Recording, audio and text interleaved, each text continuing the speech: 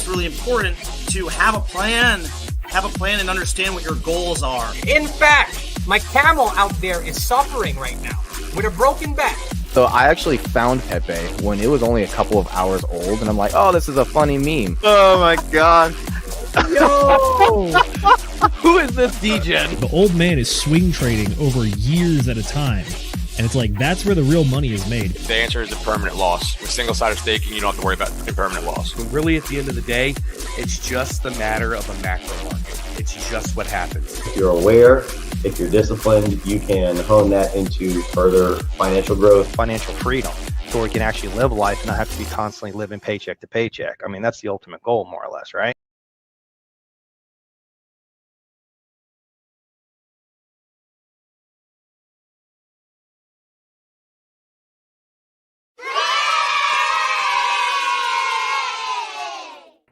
The Chicago Mercantile Exchange is shut down. We've got Shell accepting Bitcoin.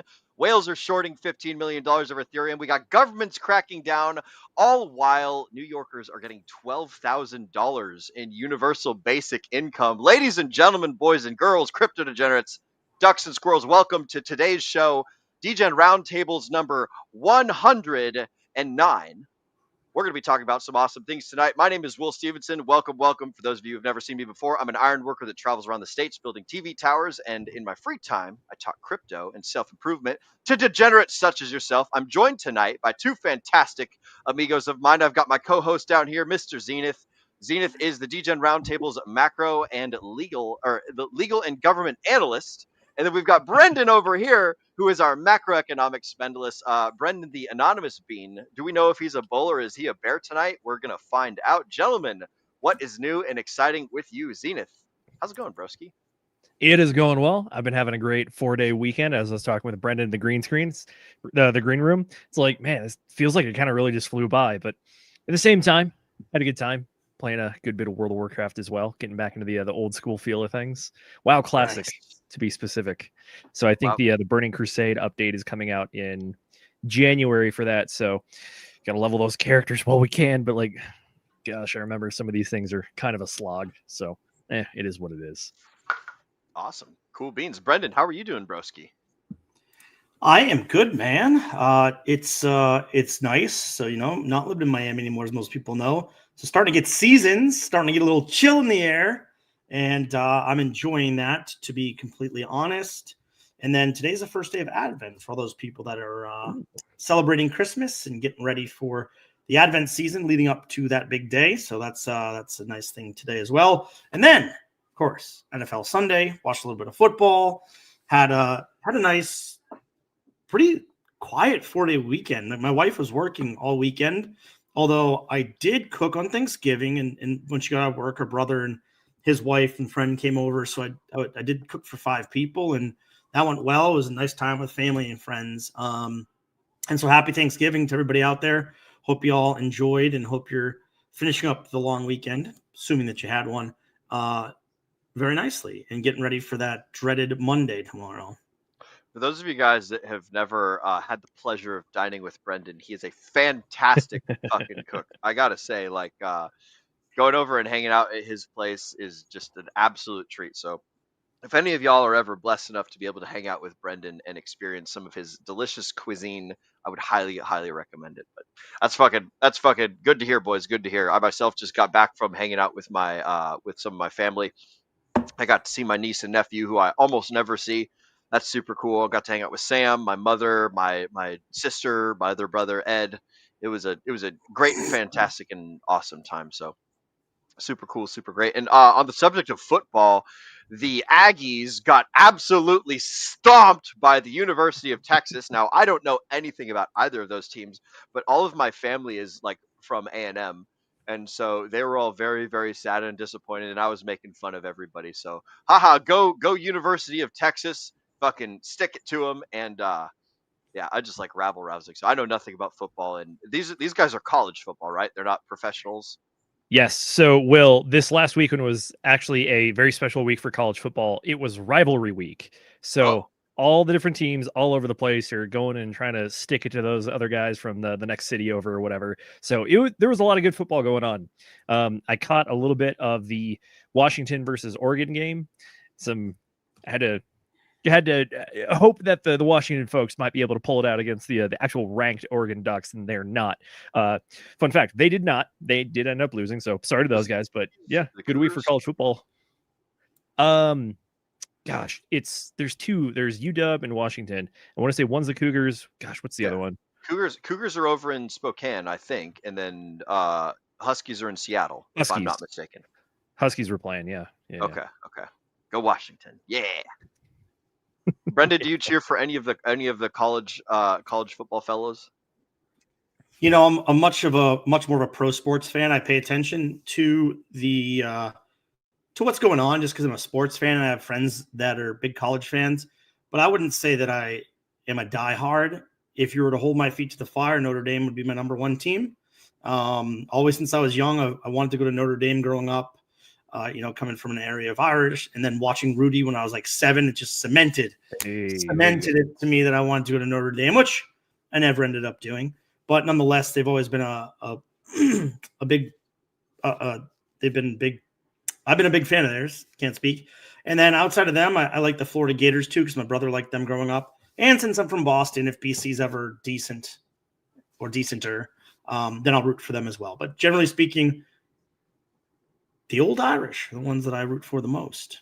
Not going to cheer for your old hometown team, the U, Miami University? Honestly, actually, fair point, Zenith. I did start to like the U when I lived in Miami for 6 years because I don't have I didn't have a strong ties to one team. And I will say, there's a lot of U fans in Miami, more U fans in Miami than pro sports teams. More than Heat's fans, more than Dolphin fans, because the U is right there. University of Miami is right there. Granted, they play up north in Fort Lauderdale until they get their new stadium built in a couple of years. That is going to be an incredible place to watch football once that gets built. I don't know what year it's going to be built, but you know what? I have become a little bit of a convert to the U. Oh no, don't force me to drive to Fort Lauderdale. Not the nice party spot with even more rich people above it. Only 45 minutes away. How terrible. Well, I mean, the thing that sucks about it is you're sending all of these people up there to get hammered and then drive 45 minutes back. That's fair. At the same time, though, I'm pretty sure I took it once or twice. Don't they have a light rail system that goes between Miami? Yeah. Okay. So I don't know how it works on the weekends. I've never really used it, the Tri-Rail. And then they actually also have a Brightline now, which is a high-speed train that goes to Fort Lauderdale. So there are other ways, but yeah. So, and I'm sure there's buses and, those types of things. So don't drink and drive out there. Not a good thing to do. Take those Ubers, but don't drink and crash. But if you see the complex that they're building, because I'm in the construction industry, I was looking up a year ago or 2 years ago, what that site is going to look like. Holy moly, it is going to be wild. I bet. I mean, Florida's building a lot of stuff right now, and universities as well. Can't wait for the new arena. That's going to be sweet.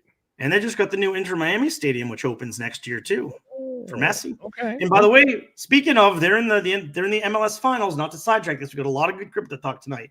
But Inter Miami and Lionel Messi will be facing off in the finals next Saturday against the Vancouver Whitecaps, and their big player is also an international phenom, Thomas Mueller. So it's Mueller versus Messi, some people will be saying. Nice. That's cool. Yeah, it'll be interesting. It should be a good game. Yeah. And Will, by the way, before we go over to chat shoutouts, I do have one final unrelated thing I want to bring up. It's slightly a bone to pick. But gentlemen, we just came off Thanksgiving. We also came off what I would argue used to be an American holiday as well, which was Black Friday. And I remember the days waking up, going to the mall at 2 a.m., doing all that stuff. Then we changed it to Friday. Then we just said, whatever, any day on Thanksgiving. And now we just have Black November. And I got to say, it is not the same as it used to be. And did you guys do any shopping for it? I still need to buy a tablet, but I'm not going to lie. The deals aren't what they used to be. That's what I'm saying. Also, computer stuff as well. So shout out to everybody that caught the. Good. If you want a TV, still good deals. TVs are good. Computer monitors are good. I was shopping for computer parts because I was slightly motivated by Friday's show where I blue screened again, and I was like, you know what? We're gonna do open heart surgery. But I picked up a new AMD 9 Ryzen CPU. But I gotta say, RAM. This is a 64 gig kit for 6,000 or 600 hertz RAM. I was looking at the price history of this stuff. Last year, this kit costs under like $200, like 180, like 185, 190. I paid $550 for this year. Wow. Now, That's crazy. is it the RAM or is it the dollar? It's Done. Answer is both, but in this case, it's actually the RAM. Memory is one of the things that's been eaten up by the AI industry to the point where NVIDIA is actually talking about shipping out graphics cards without RAM installed in them, just because they're using it for all their other AI stuff, which is partly why, like, I kid you not, RAM prices have tripled over the last year. It's definitely the AI. I mean, around here where I'm living currently, I'm not going to exactly say where, but it's one of these areas where they're just building a ton of these data centers, which is just like computers, and it's just like ridiculous. A warehouse of servers. Yeah. One of the articles that I found that I used to make my clickbait headline was about the Chicago Mercantile Exchange Center overheating, and so they had to shut down the entire traditional market fucking thing for the CME while they fixed the coolant towers and all that shit. So it's just like Hex users unaffected. Hex users unaffected, baby. It's all part of the game, you know. Where they're first they go for your graphics cards, next they go for your RAM. What's coming after that? We're gonna have no more oh shit, what are those power cables that they use for every fucking thing, where it's got 3 prongs in like a triangle and you plug it into your tower, you plug it into just about damn anything that needs power. Oh man. My Well, I friend don't know what you're talking about. Scrounging for copper to turn into the recycling center is a time-honored tradition, and I don't see it going away anytime soon. These things, these cables. Oh yeah. Yeah, I think they're IEC cables or ICET. If you're my radio friend, my engineer friend, and you're watching right now, forgive me for forgetting the name of these power cables, but these are going to be the next thing to go. And that's just kind of the fun little joke that we have is they're coming after everything. They're coming after our graphics cards. They're coming after our RAM. They're what's next? What have they not? Oh, it's going to be cooling fans. It's going to be no more fans for. Do that, yeah. Cooling parts. Yep. They're also going to come for chat motherfucking shoutouts, the best part of the show where we hang out. Wow, what a segue. Wow, what a segue. Everybody likes to come to the DGen Roundtable because we will talk to each and every single fucking one of you guys in the beginning of the show. Towards the middle of the show, it gets pretty fucking crazy and rowdy. But speaking of rowdy, we got Mr. Moondog rolling in first here. Good to see Moondog. He says, "Howdy, rowdies. What's up, amigo? Always Glad a pleasure. you could join us tonight." I was very close to where you were at, but unfortunately, I had to come back over to my part of the state. But happy Thanksgiving to you, Mr. Moondog. Also, we've got Moonpilled Rational Optics, another good real-life friend of mine. What's up, gentlemen? What's up to you too, sir, Mr. Moonpilled Rational Optics? Glad you could be joining us today. We've also got Mr. Slide 180, who says, "Cheers. Good to see you, Josh. Welcome, welcome, amigo." Shout out to the Gamecocks from South Carolina. I know that's his favorite sports ball team, so we were watching them just the other night. And he's only here so that way we don't find him, because if Josh does not show up in the chats, then we send him a very angry letter as well as a bill. So good to see you, Mr. Josh. Welcome, welcome. We've also got Mr. Hexkin lost in Asia, our good friend over there in I can't remember if he's in Thailand or Taiwan or Thai food or tying a bow tie or the Philippines.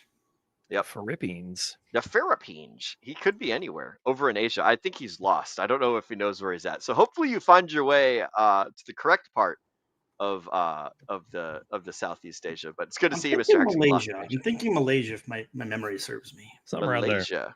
I could have swore it was either like Thailand or Bali or something like that, but I don't know. I think we're all in the same ballpark. You're all over there. Yeah. It's I know it's in Southeast Asia, which is one of the places where it's got like the most pleasant women and the cheapest prices and the nicest weather and stuff. So if you can get over the fact that there's like crazy traffic and you have to get everywhere on a scooter, then I think that those are the places to be. We've also got Miss Tam Tam has joined us tonight. Miss Tam Tam says, "Hello, my lovelies." Hello to you too, Tam Tam. Welcome to the show. Shout out to Tam, the the Pulse Chain and Hexaco's #1 cheerleader and onboarder, I think. So good to see you, Absolutely. Tam. We've also got Marcus72 who says, "What's up, all? What's up to you too, Marcus? Good to see you, broski." Another winner of the fine DGen Roundtable stickers, and apparently he's in BKK Thailand. Is that Bangkok? I'm guessing that's Yes, Bangkok. sir. All right, sweet, excellent. Now we know. What's That that? is Bangkok, yes. Okay. Bangkok, Thailand. I hear that Bangkok is a great place to live. Fantastic prices. Like you can get like super cheap food. You can live for like less than $20 a day. I hear it's awesome. I've never been to Bangkok, but and also there's some fun streets that you can walk down and have interesting times. But we won't get into that. We're here for some other different DGen stuff today. We're going to be talking about some of the news, some of the stuff that's going on. Gentlemen, did you guys want to start with the Ricky stuff, or did we want to go down a different path? You know what? Let's start with the Ricky stuff. That sounds like a good time to me. So, okay, gentlemen, we are coming up on the end of the month here. So, I mean, some of us were watching charts to see if November is going to close out red or green, but you could also be a Hexagon trying to figure out if you are going to sacrifice or not. And well, you got 1 day, 22 hours, and 42 minutes before the rate increases. Sacrifice is not over until January 9th. But if you are planning on sacrificing for this, this is the window for the best bang for your buck from your money. So let's go ahead and see what we got going on. All right. So Zenith, that would mean what? 7 p.m. on the 2nd, I believe. So November 2nd, 7 p.m. is when it starts to rise. 1700 UTC. December UTC. 2nd, Oh shit! What is UTC? That is Universal Time Code. That's London Greenwich time. Yeah. So it's right when we start our look show. it up because I don't know it. It's when we start our show. It's 8 o'clock Eastern, I think, if I'm not mistaken. Unless it's might be 6 o'clock or 9 o'clock. I can't remember. We'll have to figure it out. I'm pretty sure that the night changes from midnight to the next day when we start the DGen Roundtable show. I'm fairly positive. Hang on, what time is it? Well, it's 22 hours and 41 minutes, so that would mean 7 p.m. Okay. All right, yeah. So 7 p.m. Eastern time is so 1 hour before the DGen Roundtable show. So if you guys are and that'll be on what, Tuesday? Yeah, Tuesday. Sounds about right. Yeah, I think Tuesday our at time zones 7 are a little, p.m. Eastern. I think our time zones are a little jacked up from the daylight savings time switch, but we should be getting back to the, does the normal UTC stuff. UTC doesn't do time zone? Nope, just the US. They're Get smart. rid of it. They're Get clever. rid of it. Yeah, we really do got it. We got to get on Agent J's ball game. He fucking knows what's up. Anyways, sorry about that. All good. All right. So rate increase. What does that mean? So the rate will increase at the inflection point. After that, the cost will increase by 6.25% every 1 day. So it's pretty much just going to be this stair step going up. This is the log scale, by the way, but it is multiplicative. Therefore, it's going to keep multiplying on top of itself. So the first day is 6.25, but after that, it's more than that. But at the same time, let's see what we got going on here. All right. We are now up to $5.9 million, 5.97, basically $6 million in sacrifices. We have 7,484 total sacrifices across 26 networks and 423 unique tokens. All right. I think the last time we looked at this, I want to say we were somewhere around 4 million. Do you guys remember that one at all? Might have been 2 or 3 is what I recall, but I don't know. I was thinking it was in the 2 zone. Two sounds correct, actually, because I think like the first day and a half after it, they got up to like $500,000. So clearly, money is still going in. Let's take a look at the leaderboard. All right, first place. Well, if you guys want to be the number one, you now have to compete with $2.8 million. I am unfamiliar with what this wallet is. Decent chance it could be either a very benefactory whale or it could be a group of people that have sacrificed together. They've done a total of 711 sacrifices for this one account. Everything else is down in the single digits pretty much, but it does drop off pretty quick. Second place, 72,000. Third place, 70,000. Fourth place, 64. Fifth place, 55. Okay, so it drops off pretty good, but at the same time, one of the interesting things that I'm seeing here is there are a lot of people that have been sacrificing over 10 grand. Like if we keep going down by the numbers, We get all the way down to 59th place is over $10,000 for the sacrifice. So is that a chunk of change? Yeah, that's a good chunk of change. I'm not gonna lie. That's a car right there, effectively. But yeah, the leaderboard just keeps going. A lot of $1,000 deposits. 100th place or 101st place is the old Cuatro Cinco. We got 2 people going for the meme there. Zenith, can you zoom in on the top ones real quick on the first page? Yeah. Okay. Yeah. So that is a pool. That is the. Hold on, I'm just looking at it here. Is that that is the pool with Buck. It's Buck's the best. pool? It's a ProveX Alpha. So that's with like the Fame guys, Buck, and a few other people that are running that one. Oh, good for them. So I'm in that if I am going to sacrifice to a pool, it would be that one personally, just because it's so much higher than the rest of them. So multipliers looking pretty strong. Mm-hmm. But I haven't sacrificed anything yet, and I'm going to wait till the very end to decide if I'm going to or not. Sorry, I just wanted to check that because I was looking at that wallet. So I know one of those, either 2 or 3, that's the wallet that B Roots is doing. I don't know if it's the 2nd or 3rd place right now, but I know it's in one of those 2 spots. So one of those 2 is also probably, although I don't know if they've actually sent their sacrifice money, and they were saying they were going to wait towards the end. But they're right around that position too. I would not be surprised if we saw some last minute activity as we got maybe like an hour or 2 out from the actual cutoff date, where a bunch of people just put in like batch orders, especially if it's groups like you're talking about who are getting together and pooling and then just kind of sending it at the last minute, doing a little the classic eBay sniping, if you will. But I mean, that's what Uncle Z's crystal ball is saying, that this kind of stuff happens. So that's where I'm at. Now, Richard Hart doesn't seem like, if he wants a large portion of these points, would he need to sacrifice, or is he just, again, there's nothing. Could you find anywhere on that website, Zenith, where it actually says anything other than a multiplier in points, other than you might not get anything, and I might sell it all in your head, and I might change anything at any time? Look at that bottom. Prices may be manual changed. You are sacrificing your coins to make a political statement. You believe in capitalism, the removal of middlemen, and replacing trust with proof. You are sacrificing your coins to prove you're serious about this belief. You have no expectation of profit from the work of others. The classic SEC statement right there. You understand that what you sacrifice can be sold, and you will receive no benefit from it. You must have no expectation of profit from the work of others. There's no common enterprise. There shall be no expectation of efforts of a promoter or third party. Users generate their own keys.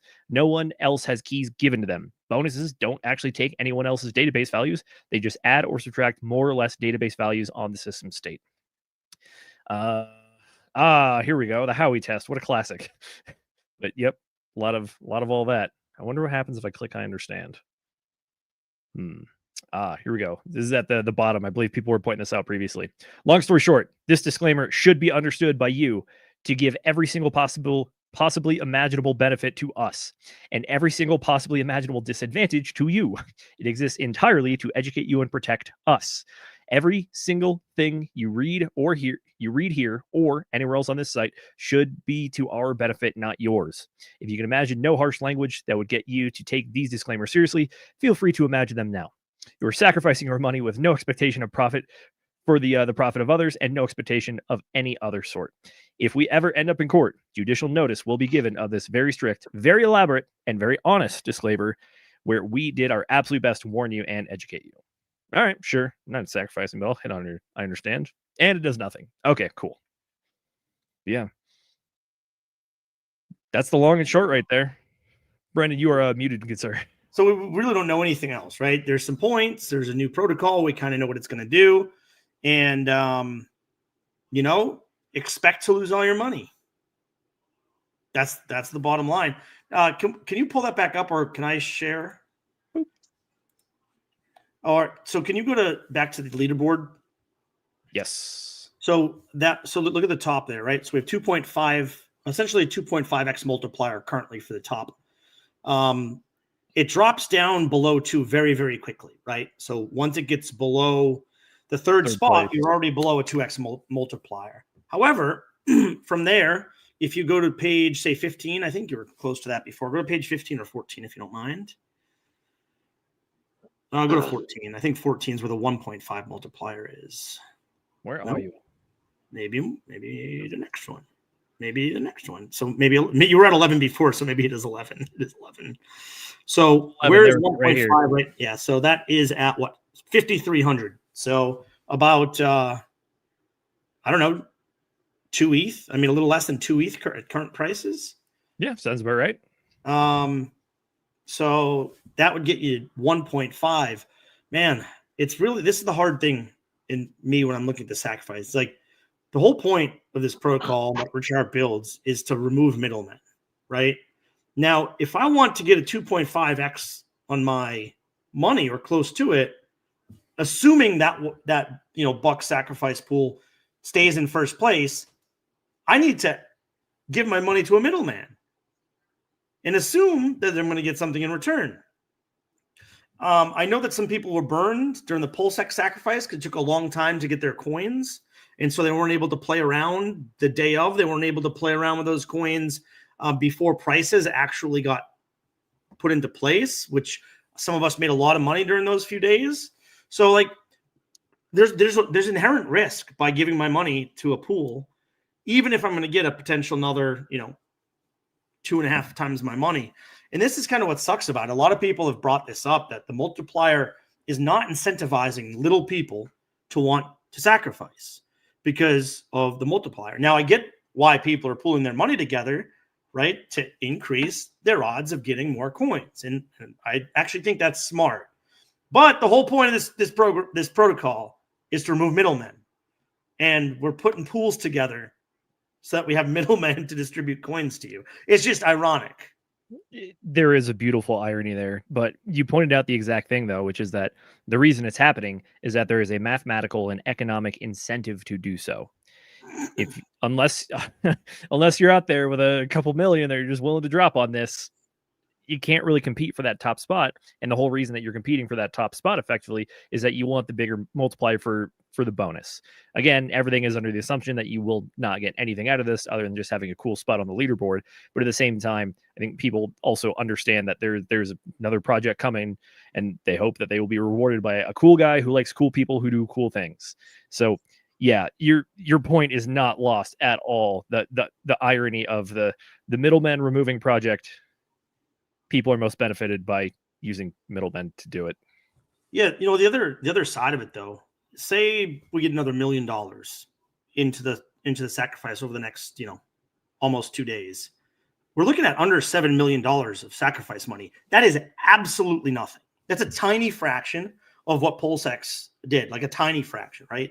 So even without the multiplier, because it's so small, there's a big opportunity to have a bunch of coins. Now, again, a lot of people are saying, well, I'll just wait for it to crash like everything does when it launches and pick up the coins when they're low. I'm sorry, if it's $7 million, that is not a difficult thing to keep propped up if there's only $7 million of SAC money. So maybe, just maybe, what the entire ecosystem expects, which is to pick up these coins when they drop after launch, might not happen. And so therefore, I'm like, should I at least have some skin in the game? Should I put some money in? Should I sacrifice a little bit, just to have?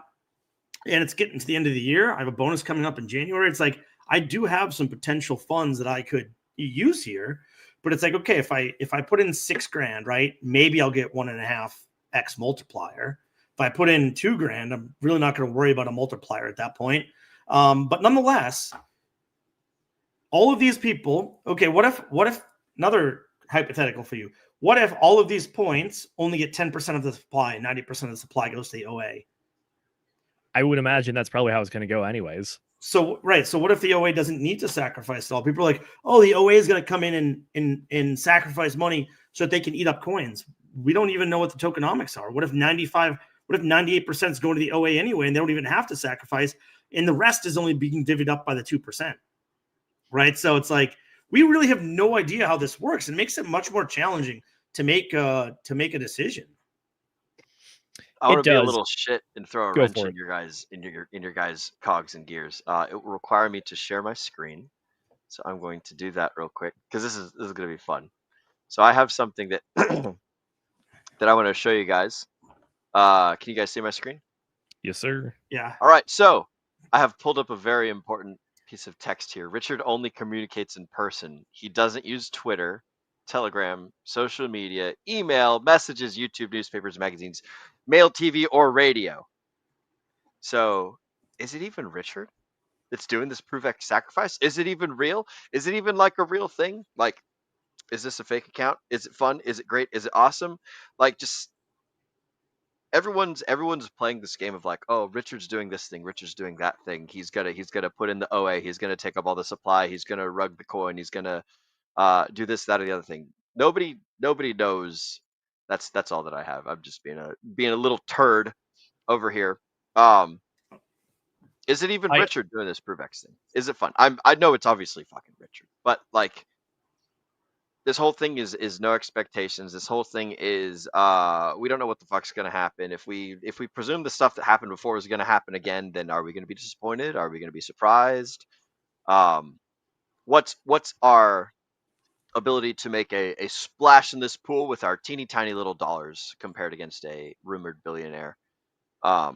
Is he testing to see who are the religious acolytes, who are the zealots that will follow him into the lion's den? Is he playing a game? Is he doing this, that, or the other thing? Like, what is going on here? Have people opened up their idea to ontological shock, or open up their minds to ontological shock, as opposed to this is just a thing that's going to be milquetoast or boring or turn out the way that other things have done? These are the questions that I want folks to ask themselves, because I like stirring the pot and I like having a good time.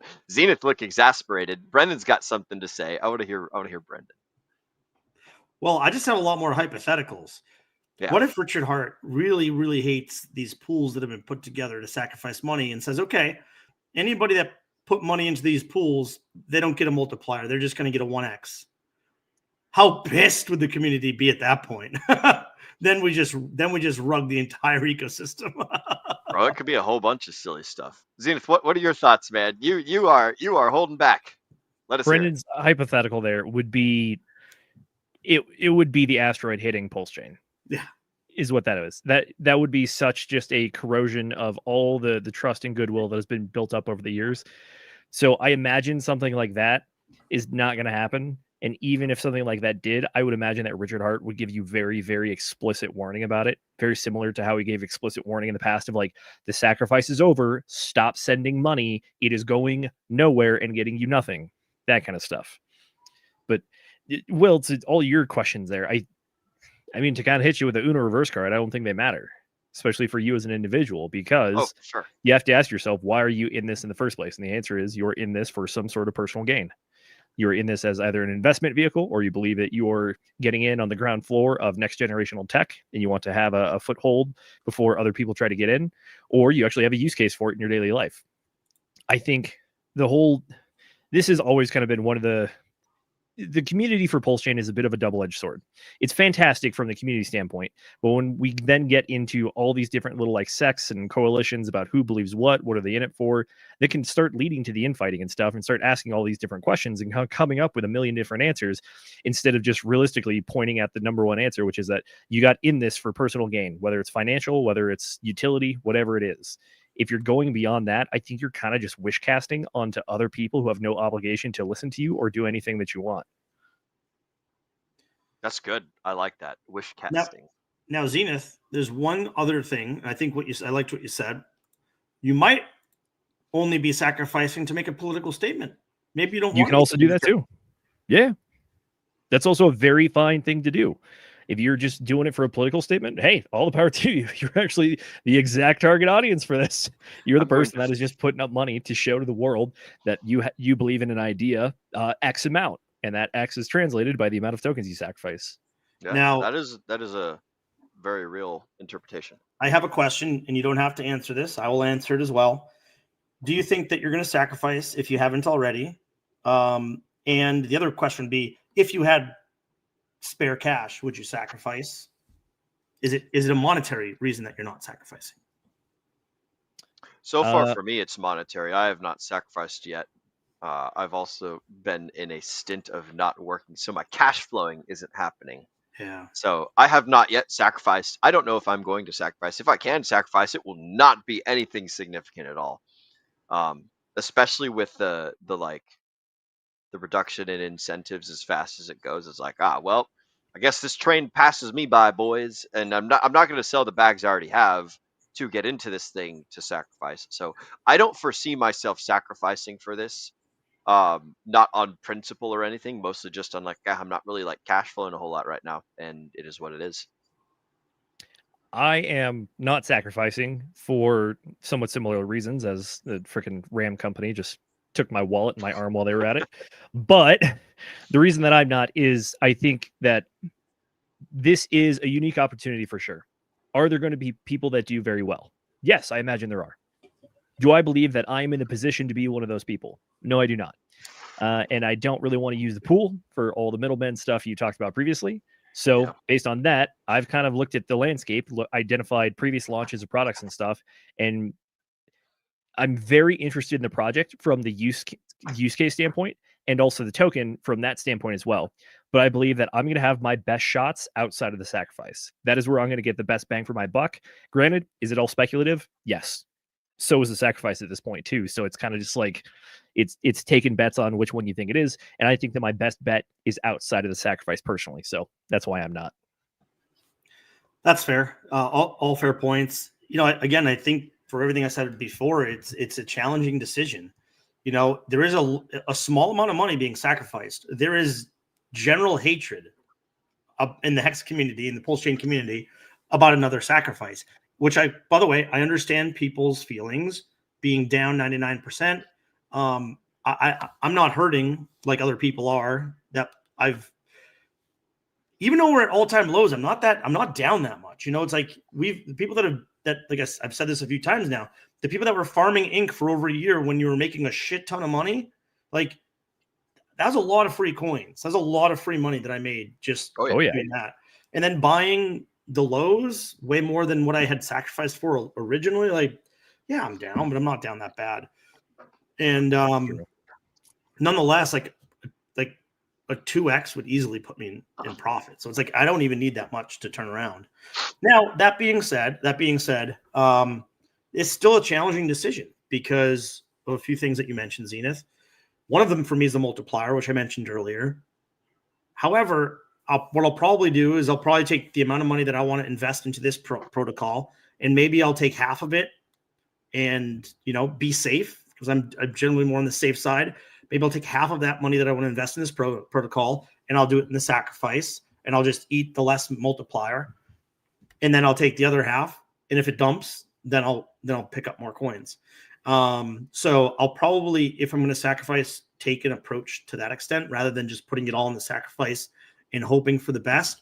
But at the same time, because there's such a small amount being sacrificed, I do feel like having some skin in the game isn't a bad decision, even if you're on a lower multiplier. Because it's not going to be hard to pump an ecosystem of, say, 7 million. Say we get to 7 million. Now, if we get to 15 million, it's a little bit of a different thing, but still, it's a small doubling, still a small market cap, right? Overall, whatever this market cap is going to be. We don't know the tokenomics, but you brought up once before and just again now, but I think it's important to really hammer home like this is a very, very small like sacrifice or project launch in comparison to a lot of the other stuff, not just Pulsane stuff, but also other crypto projects. So it's something to keep in mind and how it's going to actually affect everything after this or after the launch, if you will. I think it's something to really keep in mind is just the overall size. Yeah, which is probably why I will sacrifice something. Fair enough. And real quick, by the way, shout out to NJ Dub coming in here. He's saying anything is possible after hearing Hex influencers say the OA will never do anything with their coins. Yeah, we talked about it a little bit earlier. The big question is, what does the OA get? What is the OA going to do? And to be fair to your point, I myself, I'm kind of had very similar sentiments to you as well, which is that The only real hard piece of information we had previously was kind of the Hex documentary, where even inside of it, Richard Hart said, he's like, you guys can keep fucking the OA all you want. It's not going to do anything. But then ultimately we did see the OA stake things after the kind of foundational belief was that the OA is not going to do anything. The OA exists pretty much to ensure that the 36.9% APR that they do is advertising is actually possible instead of just the normal 3.69%. So that is unfortunately always going to be kind of stuck in the craw of folks. And like, does it kind of suck to have your ideas shaken a little bit by the OA stuff? Yeah, but at the same time, Pulse Chain's still functioning, Hex is still functioning. If anything, it's kind of been shown to try to help eliminate dumping from people that are just doing rolling short-term stakes and then trying to sell off the excess for profits. So theoretically, you could say that the game theory behind that was to try to improve long-term stakes or discourage short-term selling in an attempt to go for that long-term gain. Now, I think there's a good conversation. One of the last points I wanted to make is kind of brought up in these comments. So I'm going to bring them up here. First, Hexagon lost in Asia. Do you think he cares? Whoops. Next one. That was him replying to Eddie. Yeah. Yeah. I think he does care. He's looking for glory. He's said it time and time again. That's Eddie Gastelum. And then Hexagon lost of Asia mimics the statement. He's chasing glory. He doesn't need you or I. Agreed. And then, very much agreed. And this is the biggest crux of everything.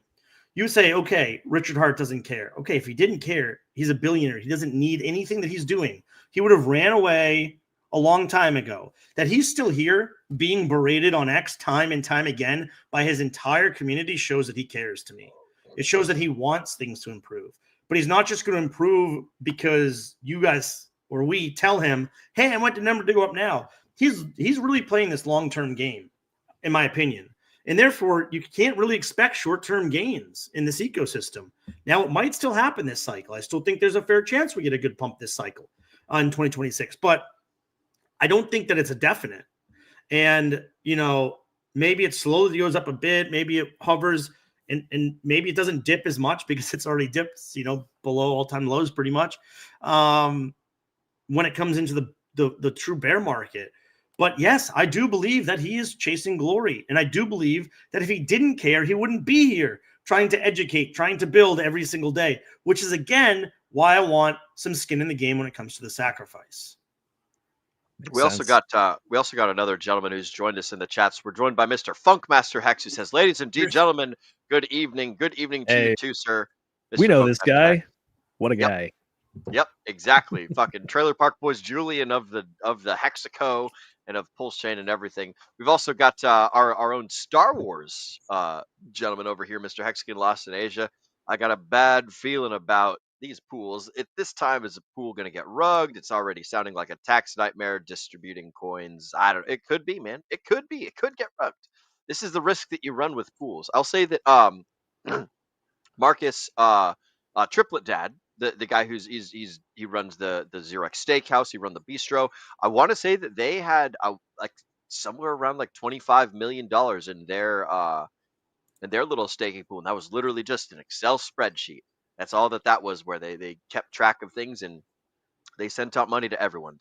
And kind of like what Fast Abdul was saying two weeks ago when he was on the show with Zenith and I, like, yep, if Buck and Dylan wanted to steal money from Pulse Chainers, they could have done that a long time ago when they had access to a shit ton more money. And they've had their fingers in some pretty serious pies. And if they meant to do, serious takeaway stuff, then they could have done that like ages and ages ago. So I mean, maybe they'll steal your coins, maybe they won't. I personally don't think they would. I would gamble against it, just like being an odds and a probabilities kind of idea. But people have proven me wrong before, so just take that with a grain of salt. But that's where I stand on it. Brendan, it looked like you had a thought there.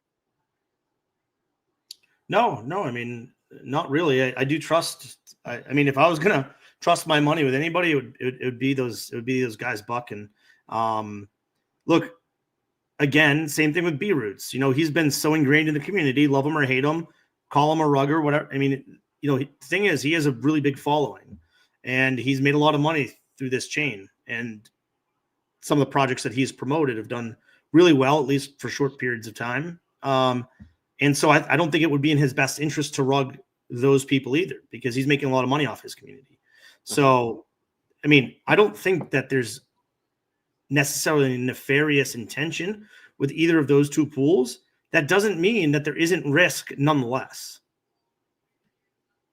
Yeah.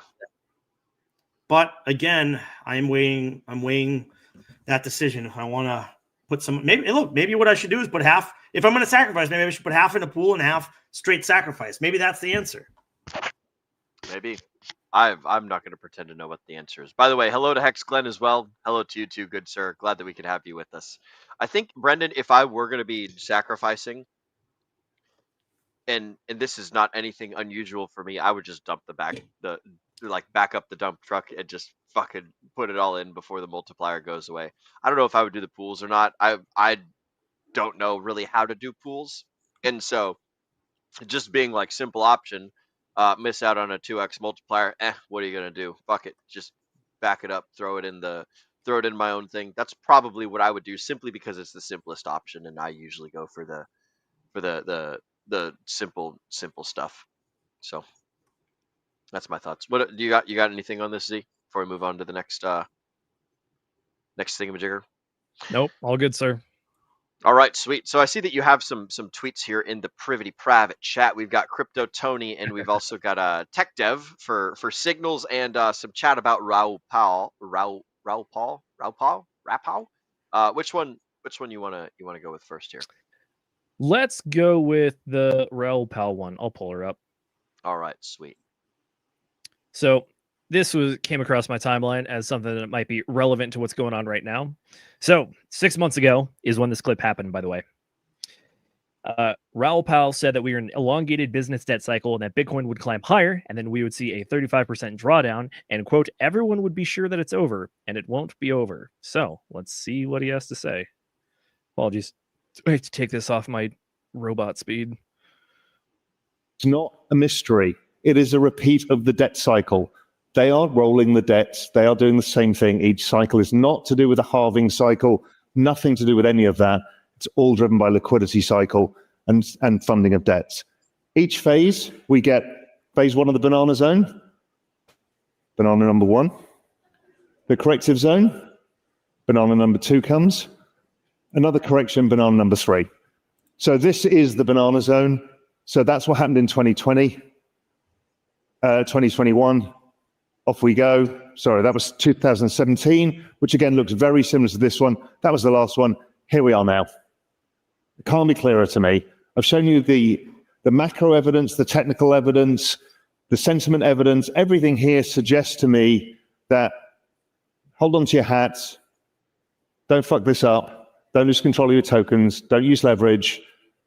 Don't get your wallet hacked. Just sit with it. Be careful. Don't get FOMO. Do all of the right things, and we'll go up to the next phase of the correction zone. That's going to be harder, because the next one that happens, we'll have a 35% drop, and you'll all say, is it over? And you'll definitely be sure it's over, and everybody on Twitter will tell you it's over, and it won't be over.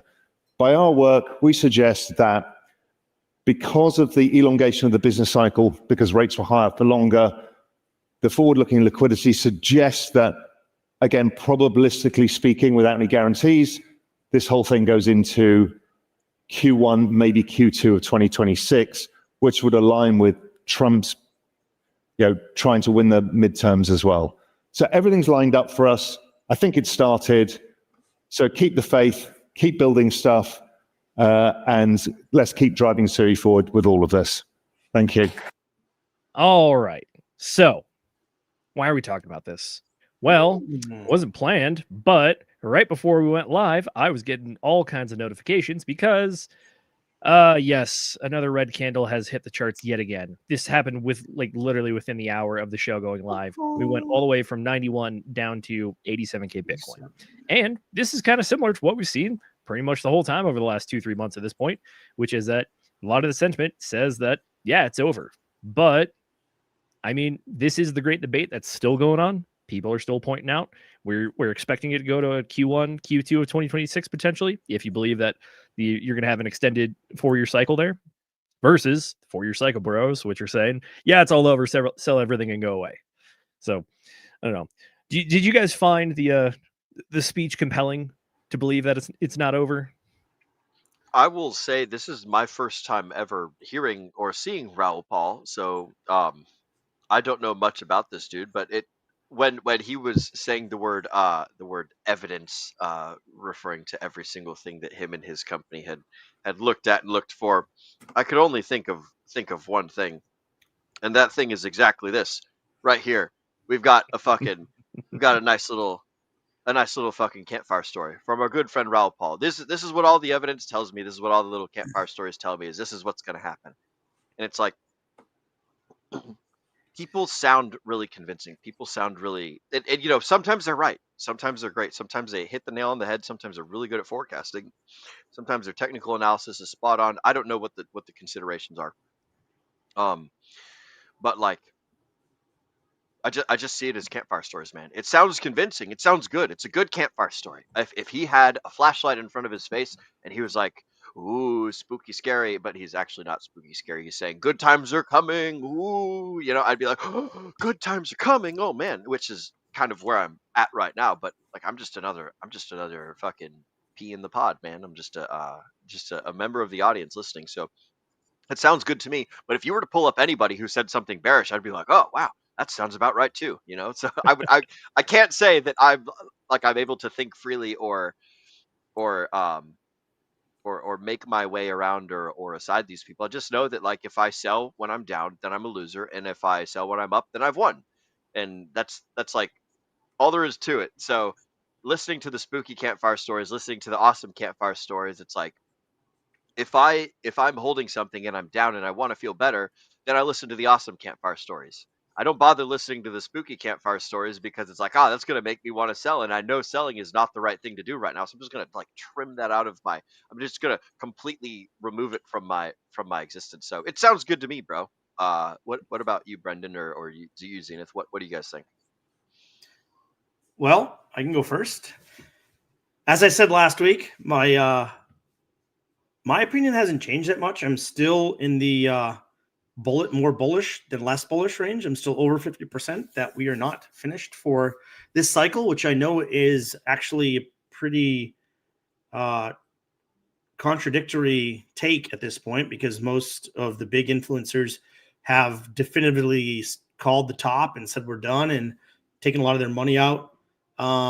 It's just so different when you get big players into these markets, like companies, like hedge funds, like BlackRock, and they're going to do exactly with the market what you don't expect them to do. And so I just think that it's very different this time. And it's not just that. There's also, leading up to the previous top of the 4-year cycles, we have had increased money supply, and we essentially peaked very equally to the top of the M2. So it's like, okay, what is the real top signal? Is it M2 money printing, or is it the Bitcoin 4-year cycle? So now that we're getting a little bit of a divide here and a decorrelation between two things that almost the last 3 cycles matched up, it's like, okay, what is the bigger indicator? Is it M2? Is it money printing, or is it the Bitcoin 4-year cycle? Personally, I think it's money printing. I think it's reduction of the interest rates. We have so much money going to be flooding into the market in 2026.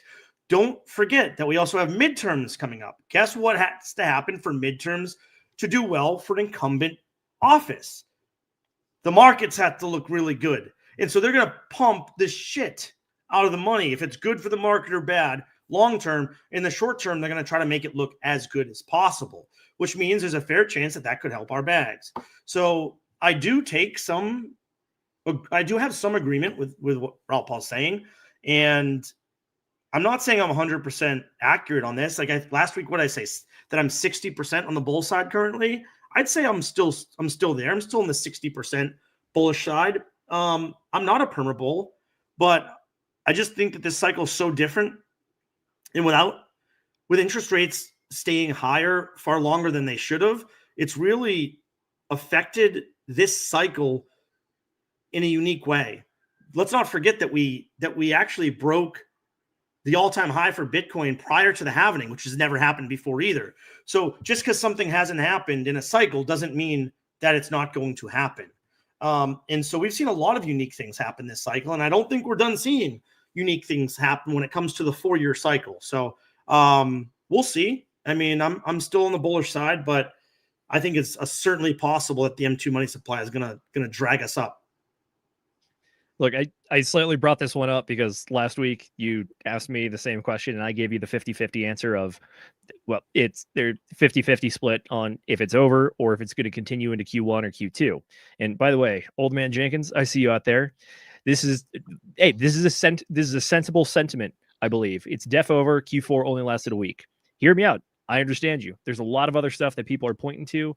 Let me try to find one of them. Where'd you go? Here we go. People pointing out stuff like this, historical trends by the month, saying that, well, if November's red, then December's also going to be red, or saying that Q4 is not that great in certain years and that kind of stuff, and that we never had a red November, and we were supposed to have a green October, but it was red as well. So a lot of these sentiments and things point to it and line up nicely with the 4-year cycle theory. At the same time, though, I do believe it's stuff similar to the video we just showed. Stuff like this, saying this is the global liquidity cycle, by the way. That's what the blue indicator at the bottom is, saying if it's expanding or contracting. And I mean, there's a lot of it. The data is stacking up, in my personal opinion, more in the direction of extended cycle. Historical sentiment leans more on it being over, but global liquidity, interest rates, no altcoin season, no rotation of profits, that kind of stuff, interest rates higher for longer. A lot of data points are pointing towards a possibility towards next year, but the other half of the argument is it's kind of like the bird in the hand is worth 2 in the bush kind of thing, which is like, look, we already had Bitcoin all-time high at the correct time frame as well. We the time frame lined up. We hit some targets. We had some technical information come through, like we're below the 50-week moving average. Gosh, I want to say we're officially now at our third close below the 50-week moving average. Let me see. Yep, by a good margin too, because we would have had to recover all the way back up to 102. Instead, we pretty much closed at like 90K. And this is the new candle week right here, by the way, the one that just started today as the charts count it. So yeah, like it is the argument that it's either over or it's not over. Historical sentiment, I believe, says it's kind of over. Data is kind of pointing towards Q1, Q2 of 2026. And I would argue that a lot of what we've seen on this downturn is partly due to low liquidity in the markets, giant liquidation event, partially caused by an error on the exchanges and the oracles, and then also doubling down when we had some similar fear sentiment going into the market when it came to the tariffs that were reignited after our 90-day window closed from when we negotiated them early in the year. I'm referencing USA and China there, by the way. But yeah, I mean, like the argument's there. And the reason I brought up the video clip as well. Will, do you remember what he said the downturn would potentially be for the correction? What number percentage? 30 something, right? 35 is what he said back in May. Do you know what the number was that we got from when we went to 126 down to about 80,000? Oh, 35. 36%. 36. Yeah, damn close. Oops. Hey. I'm going to throw one more thing out at you, Zenith. Midterms are November 3rd next year. What if they prop the market up to November 3rd? What if we run till Q3, which Q4 next year, which no one would anticipate? It would also mean that we probably need to start the run a little bit later, which means November and December could still be red before we start to move up. But I'm being honest. I mean, there is a possibility that they want to prop the market up until midterms, which would be November 3rd, 2026. That would blow everyone's expectations out of the water. But there's a possibility for it because it's important for the midterm. So, like, I'm not taking that off the table. In fact, you have to at least take that into consideration. 2, if it doesn't go that far, maybe it's still like very positive, right? We've already topped out and we're, just not going down as fast. Something to that extent is certainly a possibility. But yeah, it's an interesting little thing that we got bubbling up here. It is. Hear me out.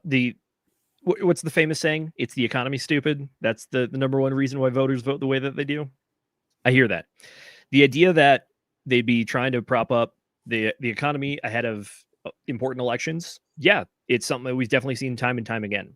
I don't know if that idea is going to work out as well this time around, because by everything that we've been tracking, it seems that the major issue going on with the economy at this point really is job openings and job fillings. Inflation is always going to be an issue to a degree, but at this point, as Jerome Powell over at the Fed is saying, they're more focused on the jobs. So again, the dirty little secret is that the Fed can really only do two things. They can either control the runoff of the balance or buy up the balance, or they can change interest rates. Well, those don't really affect the job market as directly as maybe like inflation, when you can actually control how much money is going in or out of the system. So the degree to which they'll be able to buoy up the markets in preparation for an election, I think that effect it's kind of falling out of the cultural zeitgeist, because for probably a couple of years at this point, people have been seeing that the S&P 500 line just keeps going up. But they also look down and they see that their daily life is not necessarily improved by that magic line going up and to the right. So if I think the way to look at it is that the actions would be to try to help the unemployment numbers, help job fillings by allowing a more accessible business environment, by reducing the cost of borrowing money in an attempt for people to try to open more businesses. I think the big question, or the big if, is going to come at the end of that statement right there, which is that if the business environment is at the point where money is easier to borrow, there's greater liquidity, the costs of borrowing money are down, are people going to be taking the leaps necessary to run businesses that fill jobs, or are they going to be starting businesses that are really backed by kind of AI and this new way of doing business that we've seen over the last 2-3 years? That's going to be the crux of the issue, and whether or not that works or fails is going to ultimately determine how the voters feel. But at the same time, though, it's still of note, which is that regardless of if that question is answered, everything else they do to the markets will still be done to the markets, meaning global liquidity goes up, injection of capital, cheap capital, asset prices are probably going to inflate. And, well, as history has shown, I think that crypto is right in there as well, and it's going to probably do pretty well. I have one conspiracy. November, though, I don't know. That's a long timeline. So I have a conspiracy theory for you. It's not that far fetched either. I've been putting out a lot of hypotheticals tonight, and I'm doing that for a reason, because I think that there's a lot of ways that this can go, and so I think you need to take into consideration a lot of different viewpoints. And so, just like with the Richard Hart sacrifice for Prove X, and just like the market sentiment right now, I think we really do need to take a two-sided at least look at both sides and really, take, like you said, Zenith, right? Like there are traditional 4-year cycle versus M2, it's like, okay, historical or current market conditions, like what is going to play out? Now, if you were, say, BlackRock, if you were, say, these large players, and you wanted to get the crypto bros, so to speak, out of the market before you pumped to true all-time highs this cycle, what would you do? I know exactly what they would do. They would do this. They would do this right here. Campfire story? I'll tell you what they would do. You see how my screen just turned off? They would take away the campfire story. You'd be like, oh, look at this, your beautiful campfire story right here. Oh, no, it's gone. Where did it go? I guess you guys got to exit. This is a horrible place to be. Get the fuck out of here. My point is there's bigger market makers now than your traditional big crypto market makers. Mm-hmm. So what would you do if you were them and you wanted to buy up and then pump this high? Well, you'd have it look like you're following the 4-year cycle to a T, so that a lot of these people would sell their tokens and you could eat them up before you pump it in 2026. So if you were just going by the theory of what these big market makers do, bro, that they market make for all the time. That they know what's going on. So This is not that far-fetched that they are playing the crypto 4-year cycle against the people that are in crypto and have been in crypto for a long time. Certainly a possibility. What do you think about that, Zenith? I think I said conspiracy theory. So no, I hear you. At the same time, though, it makes sense, though, which is that if you, I guess the correct way to look at it is try to look at the moves that are available to you. If you are in their chair, which we're not, unfortunately, must be nice, but if you're in their chair, you can look at the moves that you have available to you. Do you have a good degree of control over the entire markets just due to the size that you have? Yeah, for sure. Do you also have a lot of ins with people that drive sentiment, whether it's influencers online or just overall media that can actually reach the audience that you're trying to reach through your ETFs. Also, yes.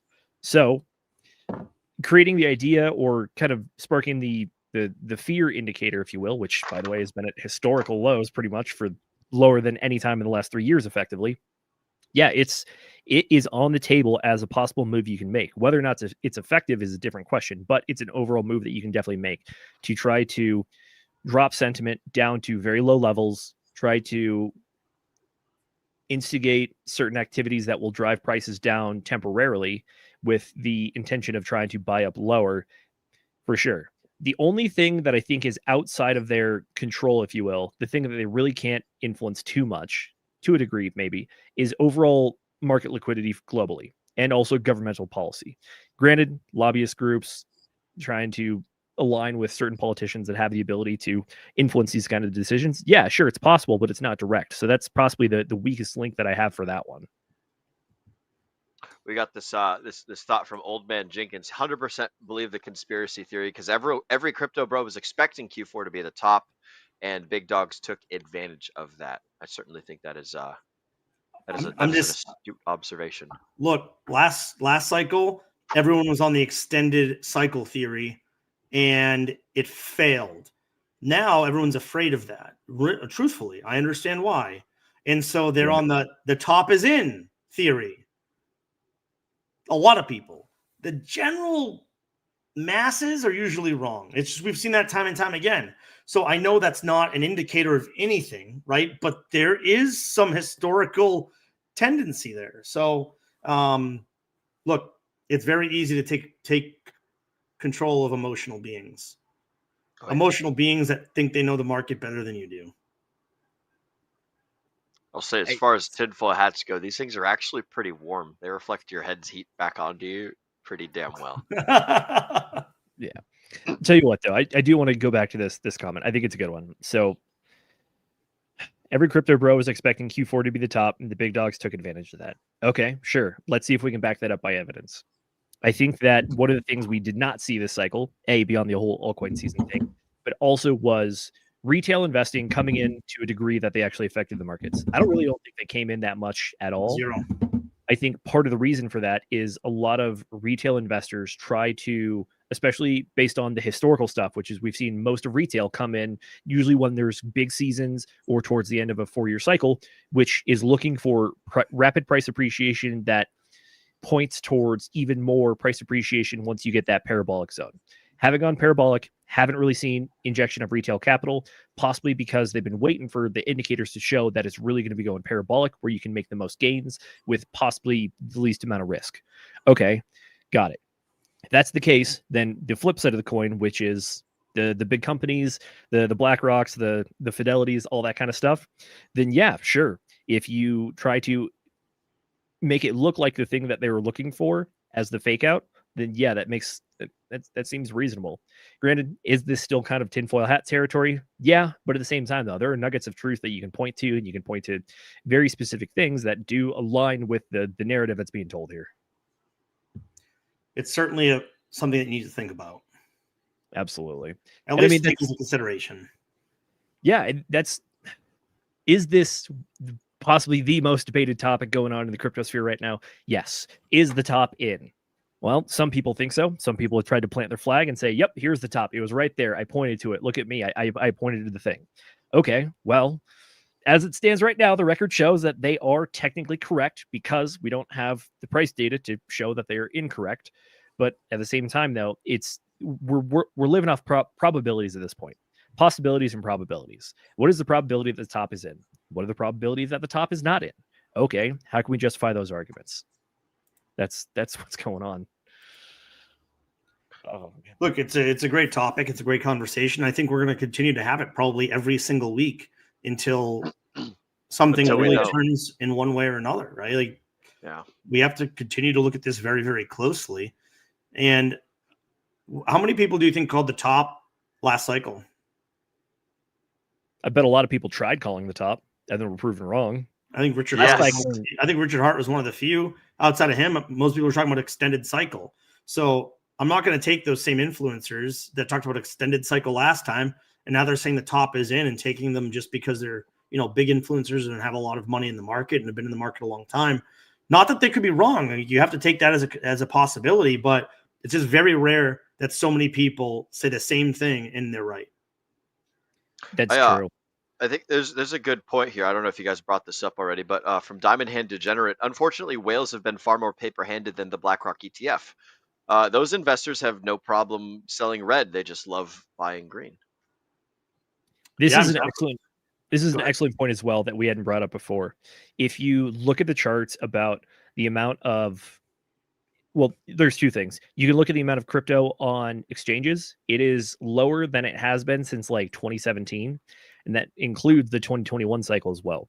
But also the other odd factor is that if you look at long-term, large-size Bitcoin holders, ever since pretty much mid-October, after the October 10th crash, we've seen a mass exodus.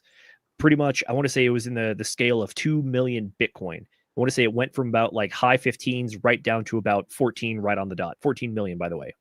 So what that's shown is, yeah, people have been selling the top. So at a time when you do get the video of our friend there 6 months ago saying, hold on to it, don't lose your butts, and the top is in, there are other people that are disagreeing, people that have been in the game for a long time as well, which is the key point to this piece of data here, which is that these are not the short-term holders. These are long-term holders. These are also people that have a sizable amount of Bitcoin as well, and they have been selling over the last 2 months effectively. So, yeah. Yes, sir. Alrighty. Gentlemen, I think we beat this one up pretty good, but we do have another big topic we did want to talk about tonight. Let me see if I can find our link. While you are looking for that, I'll go ahead and shout out some of the folks in the chats. We've been joined by Mr. Mix, a.k.a. Jay Zole, who lets us know he is here for the entertainment. Absolutely good, sir. I am here for the entertainment as well. Also, we're joined by our good friend, Mr. Yellowcake369, who says, what's up, fam? Good to see you, Yellowcake. Hello. Welcome. And then we've got also Mr. Cotton Trust. Even the top market makers need liquidity. So the question is, what will happen to liquidity in the months ahead? That is a good consideration as well. Fair point. I dig it. By the way, liquidity is one of the big things that's been debated over the last 2 months. And whether it's crypto market liquidity or overall capital market liquidity and how that's affecting large scale companies on how they're acting and actually, like, you know, selling off some of that Bitcoin that they were trying to buy up. Well, just remember, quantitative tightening ends tomorrow, Monday, December 1st. Quantitative tightening ends, and it's not saying we're going quantitative easing, but it's the first step of the process. And the in order to help keep liquidity in the market, the Fed will be buying up some of that and injecting capital back into the market. So it's not full on, but it could be an interesting inflection point, which is why I want to shout it out and be like, I don't think it's going to happen immediately, but it definitely is going to be something to point to if something does happen eventually. Alrighty, gentlemen, we have a tweet from the man, the myth, the legend himself, Michael Saylor.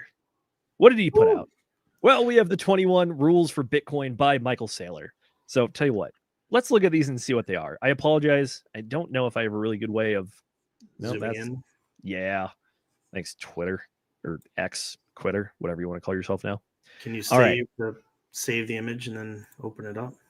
Who are you that is so wise in the ways of... All right, I think this should be better. All right, number 1, those who understand, buy Bitcoin. Those who don't, criticize Bitcoin.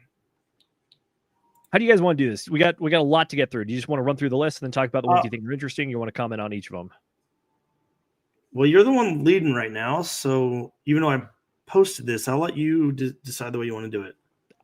Because honestly, not all of them are worth talking about. The last, I don't know, from 15 on is pretty much just like whatever. Okay, sounds good. I'll run through the list and we'll talk about the interesting ones. All right, number 1, those who understand, buy Bitcoin. Those who don't, criticize. Number 2, everyone is against Bitcoin before they are for it. Number 3, you will never be done learning about Bitcoin. Number 4, Bitcoin is powered by chaos. Number 5, Bitcoin is the only game in the casino that we can all win. Number 6, Bitcoin won't protect you if you don't wear the armor. 7, Bitcoin is the one thing in the universe that you can truly own. 8. No. So far, I don't agree with a single one of these. We'll see if anything else tickles your interest after that. Continue. Number 8, everyone gets Bitcoin at the price they deserve. Fair. Interesting wording on that one. 9, only buy Bitcoin with the money you can't afford to lose. Only buy Bitcoin with the money you cannot afford to. Can't. I think it's supposed to be can afford to lose. There might be a No, typo. cannot. No. He's famous for saying only buy it with money you cannot afford to lose, meaning that Bitcoin is more important better than your than money. being in fiat. Oh, Yeah. okay. I got it. Number 10, tickets to escape the matrix are priced in Bitcoin. Number 11, Bitcoin insight is restricted to those with a need to know. Nope. Number 12, all your models will be destroyed. Number 13, Ooh. That one I agree with. 12. All your models will be belong to us. Yes. Yeah. That's so far it for me. Continue though. Right enough. 13, the cure to economic ill is the orange pill, or the Bitcoin pill, if you will. Number 14, be for Bitcoin, not against fiat. Still need 15. fiat to buy things. Yeah, you do. I'll get along with that. Number 15, Bitcoin is for everyone. 16, learn to think in Bitcoin. 17, you don't change Bitcoin, Bitcoin changes you. Well, Soviet Russia meme right there for you. 18, laser eyes protect you from endless lies. I wish we had a little more elaboration on that one. 19, respect Bitcoin or it will make a clown out of you. Number 20, you do not sell your Bitcoin. Oof. Number 21, spread Bitcoin with love. What is love? This is Baby, like don't some hurt AI me. slop, man. Like Don't hurt me. No That is- more. That is one of the things that was actually pointed out by the comment section. It's like, Let me what is see, this? where A did it Great Gatsby? Fucking. I do believe that's an AI mistake, but really troubling if someone goes behind you as financial advice. Corrective sailor. Just listen to a friend. It's free.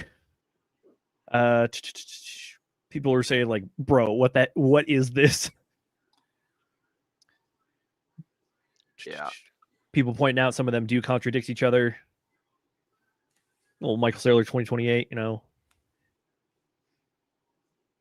I don't know if I agree with this one. This isn't a list. It is the final exam. Saylor just dropped the immutable code for escaping the fiat matrix. Every rule is a law of thermodynamics. Ignore the media. Live by the 21 rules. This is the only roadmap to generational wealth that matters. The time for debate is over. The time for the hodl is forever.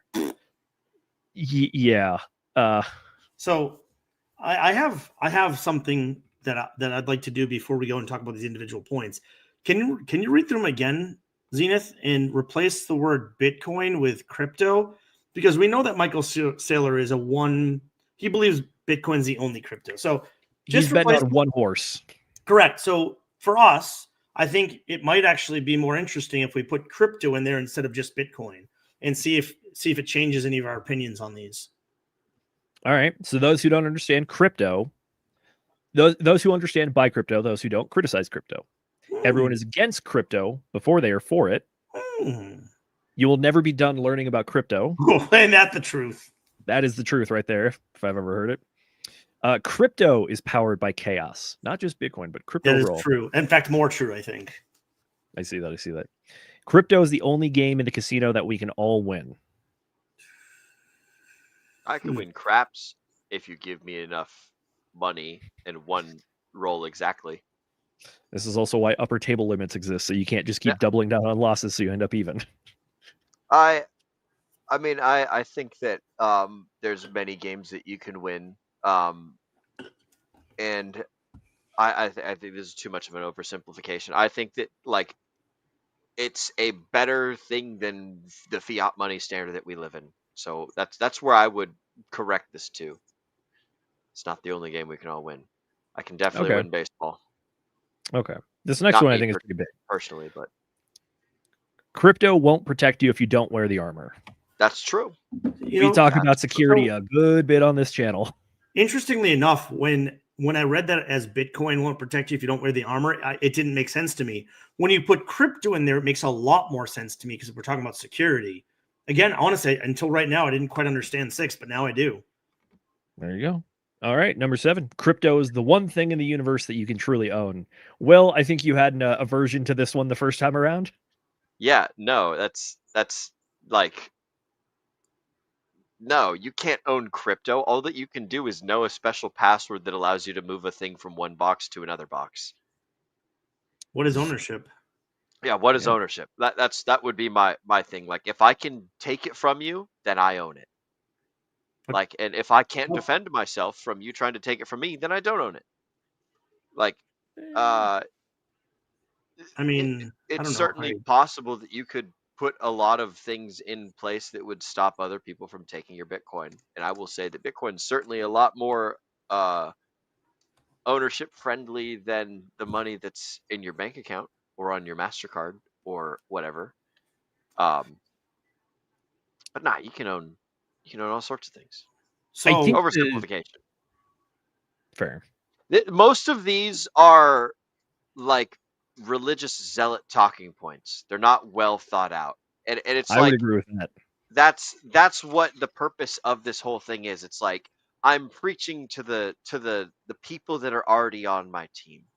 Like and these are like little bite-sized nuggets that you could throw at people that don't know anything.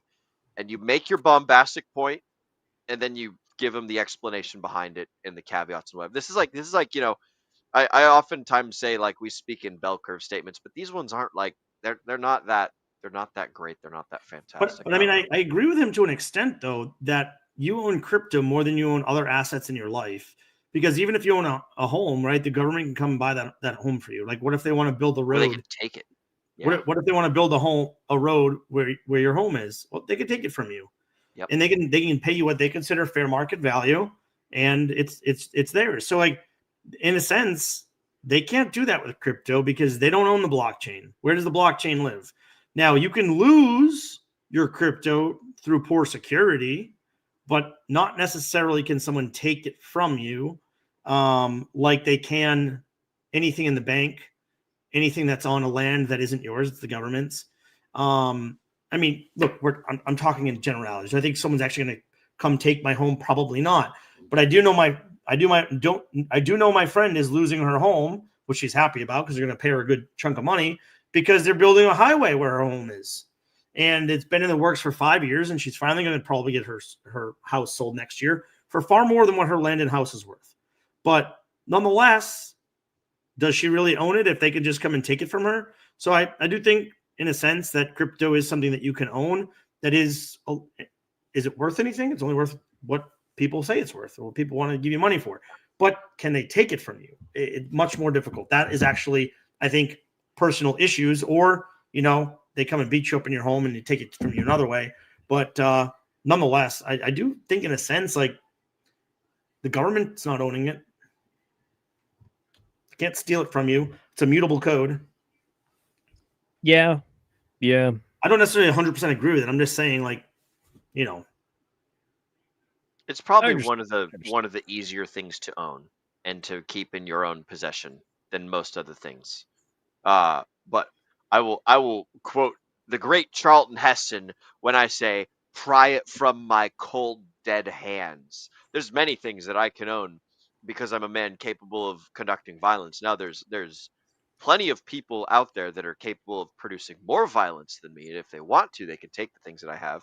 For instance, a big giant police force, if they show up right now and they say, "Hey, we're taking your truck," I'll be like, "Okay, you got more guns, you got more eyeballs, you got more barrels and rounds down range than I can do, so you got it." But like, if they want to get my seed phrases, they'd have to work a little bit harder. So I think that's something worth. I would give him a kind of like a half check on that particular one. Shall we continue down the list? Yeah, let's keep it going. All right. Number 8. Everyone gets crypto at the price they deserve. Do you believe or not? Are you in early? Sure. Are you still buying when it's down in the dumpster when no one else is? And then if it goes back up, you got it where you deserve. I agree with this. I do, because I had a chance to buy Bitcoin. I've said this many times. When it was in like the year after it launched, like in like under $10, and I did not believe in it one iota. And even when people were saying, "Hey, just buy a few just in case," I was like, no. So I do believe people buy crypto at the price they deserve. I think it's definitely kind of a sentiment, which is like, you are the person that is making the decision every time. So what ultimately ever leads you to that decision should be your thought process that gets you there. So whether or not you've been risk averse too long, you now kind of deserve to pay higher prices, or if you saw something coming down the markets that maybe not other people saw, or you had the patience to wait for certain things, then yeah, I guess you could say you deserve it. I mean, it's really what it is, which is like, you get it at the price you deserve. Outside of that, you don't really have control over it, but you have control over your own actions. So because of that, I guess it makes sense. Yeah, and I'll say that the function of deserve is like, you get the things that you built. Like, if you kill it, you keep what you kill. To quote the necromongers from Riddick. Chronicles of Riddick, right? Yeah. You keep what you kill. So if you buy Bitcoin at price, then you get it at price because you've done the work, you have earned the kill. Now you get to take it home and skin it and eat it and do whatever. And if you sell it, then you sell it and you get what you deserve because you take the action that leads you to the result. So it's like, in that sense, I would agree with it. Fair. Alrighty, number 9. Only buy crypto with the money you cannot afford to lose. This is gonna be a hard no for me, dog. Only buy Bitcoin with the money you can't afford to lose. So I would flip that's it on like, the opposite. One of the things that we talk about here is like, again, nothing we say is financial advice, but a lot of the sentiment that we have is, which is like, the money we put in crypto, we are 100% okay with it if it disappears tomorrow. We have no attachment, no need to that. It is all speculative. I think what this one is saying is the exact opposite, saying that crypto, or Bitcoin in his sense, is going to be the thing that will be your safety net into the future. It's like, I think we're a little speculative for that at this point, but okay, I see what you're going for. I agree with him and disagree with him, if that makes sense, because I don't know if this is said in the best way possible. But Agreed. fiat isn't earning you any money. If you're not going to use it, like right now, if you don't need it for some active purposes like paying bills or a little bit of slush fund in case something happens for savings, then maybe everything should be in Bitcoin, or in this case, everything should be in crypto, because fiat isn't doing you anything in the medium to long term compared to crypto, at least, grade A. And maybe this is somewhere where Bitcoin's a better word than crypto because it's safer than a lot of the other cryptocurrencies. So maybe this is the one where Bitcoin makes more sense. But nonetheless, I have no issue having the majority of your wealth in cryptocurrencies that are, grade A investments like Bitcoin. I have no issue with that. In fact, if you were asking me, I think that's the right statement. I would agree with the sentiment, the sort of kind of feeling, which is like, money problem increase, Bitcoin problem, maybe decrease. So I don't really know. I agree with the misspelling. I think that he did it intentionally. Because only buying Bitcoin with the money that you can afford to lose is the idea of like, hey, I'm gambling, I'm just kind of throwing extra stuff in here, and like it's like the safe play when you're in survival mode, and the abundance mindset mode is like, oh, I need to protect everything that's going to be happening in the future, and so I need to put all of my money into the Bitcoin thing. So I think I would tend to side with Bean's sentiment a little bit over your own, Zenith. Not to say that you're not cool and awesome, but that's just where I would go. Is like, there's no point holding on to these dirty dollars unless I'm gonna go and buy some lollipops or something. So fair. That's my 2 cents. Tell you what, number 10. Tickets to Escape the Matrix are priced in crypto. Okay, Andrew Tate Sailor. I agree, because again, fiat's owned by the government. They decide how much money they print and how much inflation is created. I will say there is no escape to the Matrix. That's the cynical take. There's the true black pill. Okay. That's what I will say, is that there is no escape to the Matrix. There is simply like, you can increase your level of comfort and power within the Matrix. But can you change the system? Can you get outside of the system? Maybe not. If you want to escape the Matrix, go live on the North Sentinel Island with all those little homies over there that are like shooting spears at helicopters and things. That's how you escape the Matrix. Is you go live on North Sentinel Island and you assimilate into their culture, and hopefully you don't die. or whatever, or make your own North Sentinel Island, or go live on Mars, perhaps. But even then, like the way that the place is going to get you to Mars is going to be the Matrix and the system that exists. That's fair. My understanding of what Michael Saylor implies by the Matrix is the economic system as it stands currently, where you are always at odds against inflation and the corrosion of your wealth, and that there are always these forces that force you to work harder, earn more, always be progressing, just to even meet the bare minimum, because that level of minimum is always rising, that threshold. So if your goal is to escape this threshold, he's saying that it's priced in Bitcoin because crypto kind of is the thing that's going to hopefully upend the old currency system and kind of do away with some of these concepts that really are just like the struggle of life, the battle against your corporeal form and the need for food, shelter, and energy all the time, that kind of stuff. But yes, I get it. I think you could argue that this one in particular is kind of it's an attempt to appeal to the people that don't quite understand the whole picture, which is that if you believe that it's really just dollars versus Bitcoin as opposed to dollars versus any other possible option outside of it, and it's not just binary, it is this universe where you're trying to move economic energy through it. I think it's trying to go for a simpler explanation, even though I personally think, like, similar to only buy Bitcoin with money you can't afford to lose, and some of the other ones, is like understanding that like your economic energy, which is tied up in the value of something for whatever it is at the current time, it is constantly malleable and changing and always fluid and able to move. And at certain points, certain ones are going to be strong, certain ones are going to be weak. Exchange rates between certain things are going to be higher or lower, and being able to navigate that system to better your own efforts and your own end state. I think it's a hard concept to sell to people. It definitely is. I do like increasing to the better end state, though. I like that too, very much so.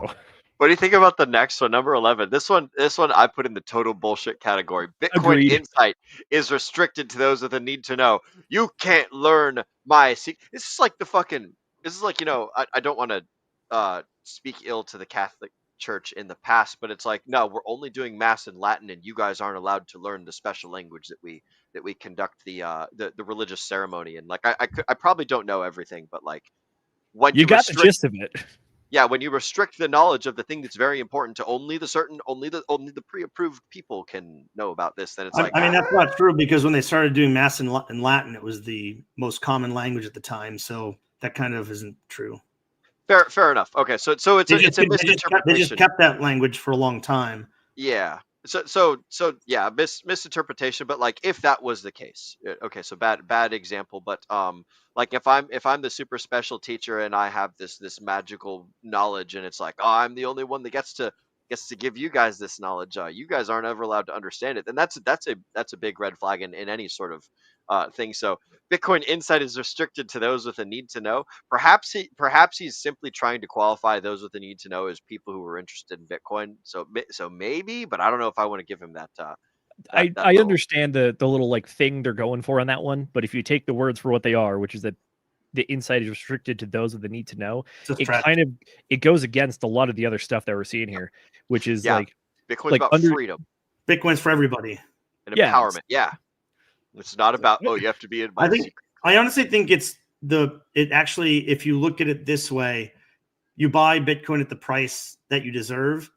I think that is probably what they're trying to say with that one a little bit more. Like, you're only going to know about Bitcoin if you truly research it. But I don't agree with it the way it's written. Yeah. All your models will be destroyed. What about that? I think that's absolutely true. Absolutely.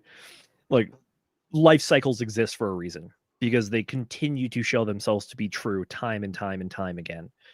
Whether, it's other books that we read, the cycles theory about the shifting of the world reserve currency, or the book that we covered, The Great Wave, talking about how kind of like the waves of no inflation, unnoticed inflation, hyperinflation, crisis, deflation. Like, things have shown that they will always change. Fiat currencies have a 100% track record of failing at some point. I have bad news for the US dollar. I'm not saying it's going to happen tomorrow, but I'm going to say at some point in the future, it will fail. It will no longer be the world reserve currency. It's going to change. Whether or not crypto is the thing that destroys all these models, I think there's a good case for it. Do I think it's going to completely destroy them? No.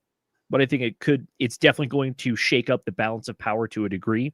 Not eradicate it, but shake it up. Yeah. I like it. What we got next? The cure to ill, economic is ill. orange pill, the crypto pill. Sure.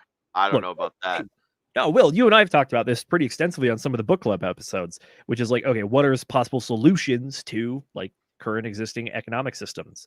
Well, if you incorporate certain things from crypto projects and ideas like, I don't know, having a limited supply on the money supply, that might be beneficial to a degree, especially after we talked about the creation of the Federal Reserve and how that was like, hear me out.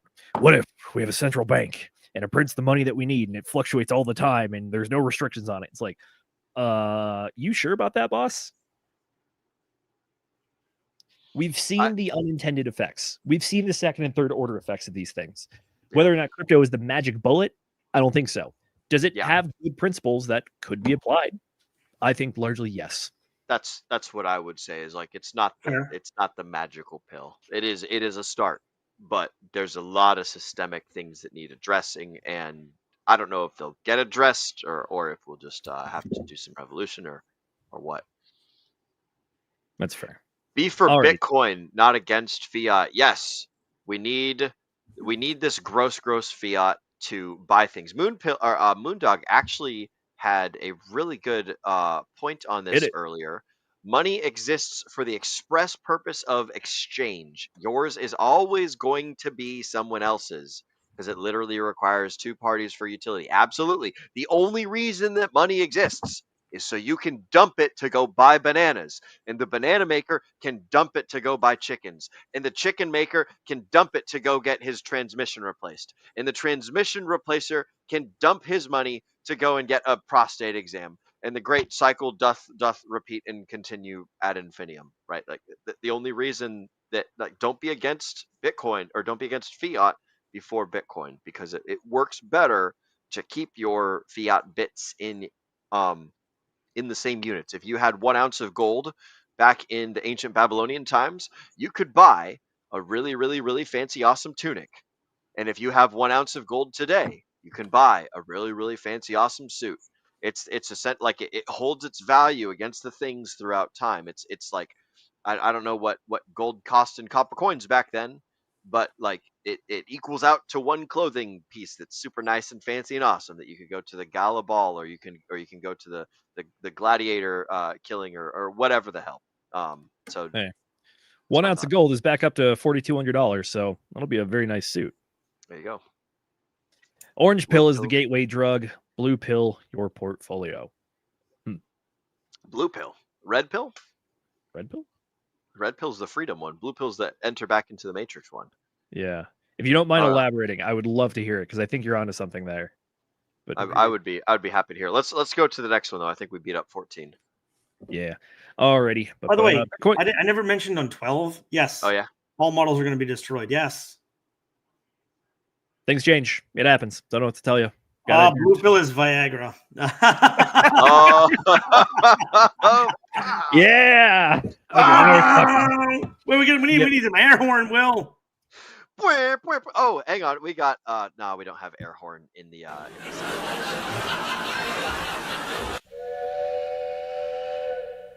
Okay. Well, that was sad defeating. What I've ever heard. That's funny. Yeah, okay. Portfolio. Shove Viagra in that portfolio. Watch it grow. Yeah. Mine is. I mean, if you're in Pulse Chain, I think your portfolio is not that currently. Look, it doesn't happen immediately. 30 minutes to an hour to effect. Oh, yeah. Fair. Thank you. Alrighty, I'd use it. 15. Bitcoin is for everyone. Crypto is for everyone. Agreed. I mean, yes. Like, how do you argue against that? I don't even know. If you truly believe in crypto, then you can't, right? Yeah. Decentralized, anonymous, peer-to-peer transactions. There you go. I'm going to sound elitist here, but I need somebody to pour my coffee. I need somebody to build my house. What if you could pay them in Bitcoin, though, or crypto? then I don't think that Bitcoin is for everyone. I think that Bitcoin is for people that want to pull themselves out of the slums. And if people want to continue slumming it out there and they don't eat the delicious, awesome, like learning juice that I'm eating, then hey, it's like I can't force it down on them. No, I but will say I'm not gonna hold them back from buying Bitcoin, but I think realistically, you're always going to have some sort of slave class. You're always going to have some sort of like plugged in class, some sort of people that are eating the goy slop, some sort of the folks that are going to be doing the things that get them at the bottom of the ladder where they're going to be. I would love to see them using Bitcoin and adopting Bitcoin. The fact of the matter is, I don't think it's going to happen. And that's all I got for that. Well, I think if you just change the wording a little bit, I think you might agree. But a Bitcoin for everyone, for me, means like it doesn't discriminate, right? Anyone that wants it and wants to learn about it and wants to own it has the ability to do so. I kind of read it that way rather than like everyone's going to be involved someday. No, I don't agree with that. Fair enough. So in that That's sense, I agree with what you're saying. I just don't necessarily think that's not how I would take this. I like your interpretation better. I was going to go with a very similar path, which is like not saying that everyone has to use Bitcoin, but it's more like Bitcoin is available for anyone that wants it, which is that if you choose to go down this route, you are always open to make that journey yourself. Fair. I like it. Right now. All right. Number 16, learn to think in crypto. Okay. So, I mean, I agree with that because a lot of people look at their portfolios in fiat dollars. If you start looking at your portfolio in coins and how many coins you've stacked in protocols that you truly believe in, and that you believe are going to go up, then I do think it's going to help you out in your mental state a lot more than if you look at the dollar amount of your portfolio. If you're truly trying to break free of fiat, then you shouldn't look at your portfolio in fiat all the time. Too many people do. They focus too much on the fiat side of their portfolio and not as much on the coin side of their portfolio. Like, I pay attention a lot to my coins I'm stacking. I think both are important because if you just look at the number, you might lose context to what the number means. But I definitely agree with the overall sentiment, though, which is like if you're learning to think in crypto, you're learning to think in an axis that is not the conventional US dollar axis. And that's very important, especially if you want to start operating inside of the crypto space, not just Bitcoin space, but especially inside of the crypto space. We start looking at having multiple coins, get involved in multiple projects, start doing some DeFi. Maybe you're one of those folks that wants to use a lending protocol or something. Yeah, thinking in crypto as opposed to just thinking in dollars. It is a mind-opening experience that you can't really go back from. Once you see it, you kind of can't unsee it. Agreed. I feel like Will's thinking about some way to yell at me about that. I can see it. Nah, I was just gonna have a personal moment, but my portfolio is not everyone's business, so I'm just keeping it to myself. Very well. Alrighty, tell you what, number 17. You don't change crypto. Crypto changes you. Yeah, I'm right there with you. You don't I'm sorry. That's too like I agree with you don't change Bitcoin one. I don't agree with you don't change crypto. And I think that you don't change Bitcoin is a defeatist attitude kind of sort of thing. I was going to take it from a different standpoint, which is like, I think it's suggesting that crypto changes you, but I think realistically what happens is that you change as a person and then you start utilizing crypto as it's intended or in new ways that you're discovering. Can you change crypto? Yeah, you can definitely change it. If you're a builder, someone who with large influence in certain systems that can do things for certain moves, advantages, beneficial, try to tear down bad projects. I don't know. Yeah, I think it's trying to go for a nice fuzzy sentiment. And I think the reality is that if crypto is changing you, I think you might have some larger issues. Right. It's like you're already down the rabbit hole, which is why you've now decided to go into the crypto space. I do also agree with Will that I like the wording better. You don't change Bitcoin, it changes you, because crypto's going to be evolving forever. Right. Absolutely. And so we really can't say that. In this sense, it does make much more sense in Bitcoin terms than it does in totality of crypto terms, which, by the way, I've agreed with a lot more of these when we've changed the word from Bitcoin to crypto. This one, it's better when it says Bitcoin. Agreed. And to your point, I refer back to number 12. Change. All your models will be destroyed. Yes. Yeah. I'll also say Yes. that I'll refer back to the stories that Roger Ver told in his book Hijacking Bitcoin. It's about you don't change Bitcoin. It's like, yeah, sometimes there's like 3 to 5 devs who hold the entire like changing Bitcoin ability, and so it's like if you don't get their magical little consensus, then nothing happens. And it's like maybe it's better that way, maybe it's worse that way, but yeah, you definitely don't change Bitcoin because you got 5 devs or so who hold the keys to it, and as long as they're not on board and don't have consensus, then like Roger Ver's book is a very great example of like how the market can want something and 3 people can be like, nah, we're gonna keep this thing doing grandpa moves, and also we're Or- gonna keep lining our pockets. Or one very aggressive Reddit moderator. Or one very aggressive Reddit moderator, yeah. And it's just like the Bitcoin story, it like all the angles aren't known by everybody. So I'd highly recommend everybody go listen to or read Roger Ver's Hijacking Bitcoin book. It's That's- very insightful. Not to get too much on the tangent here, but that's actually one of the books we've read that's really grown on me more and more after we've read it. Especially as like once you can explain to people like crypto and Bitcoin and kind of get them interested from like the financial standpoint, you really want to go like learn the next step or dig a little bit deeper into like crypto. The story of Bitcoin and the big debate between big blocks versus small blocks and all the different moves and ways that people could affect that change, try to push against it. It's fascinating. Mm-hmm.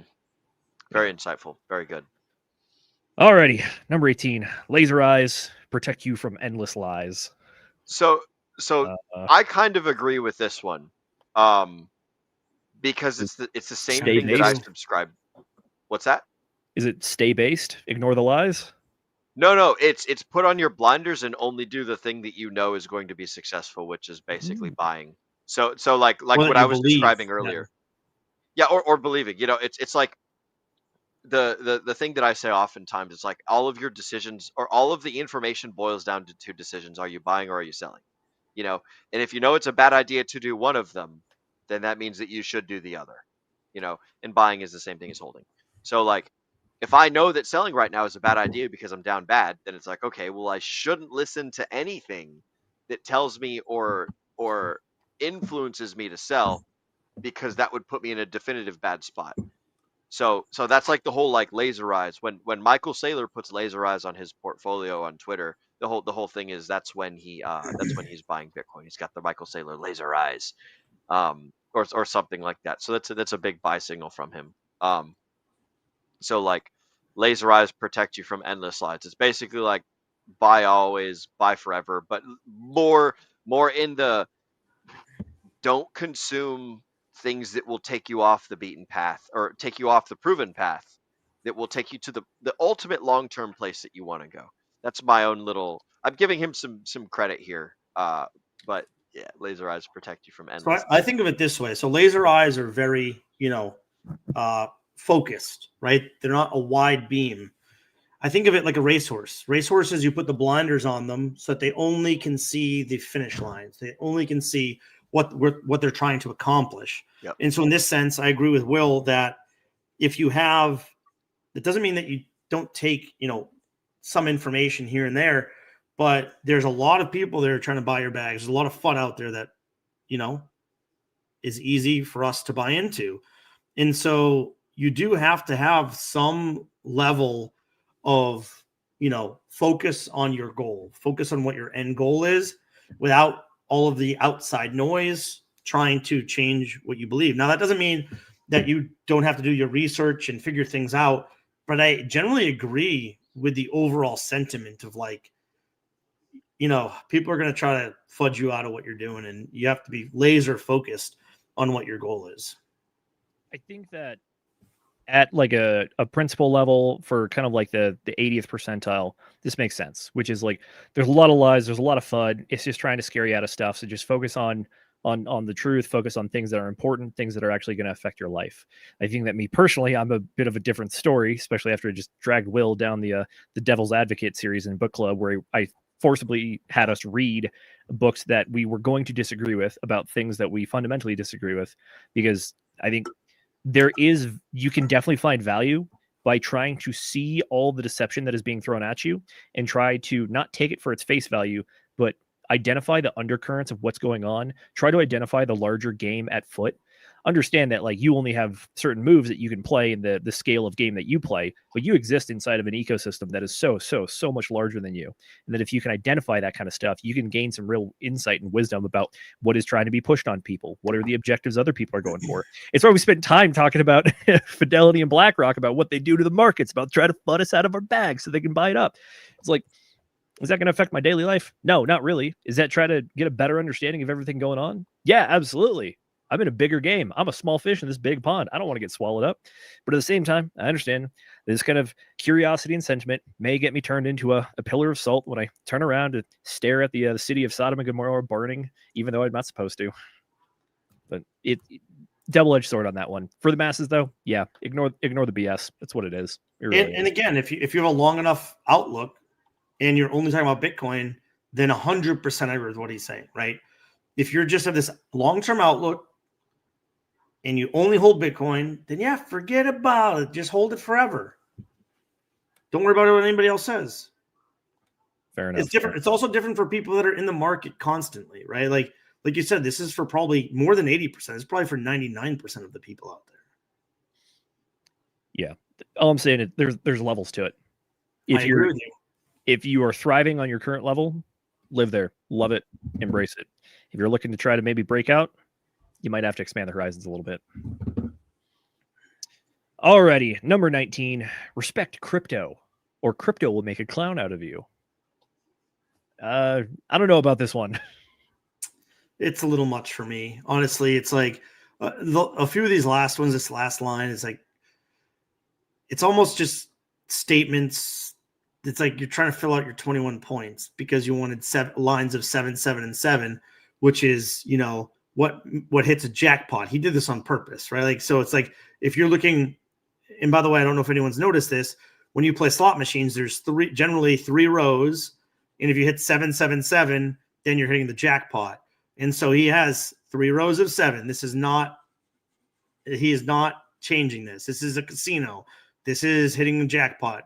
All of these things were premeditated. So in that sense, I think he threw some in here just to get the 21.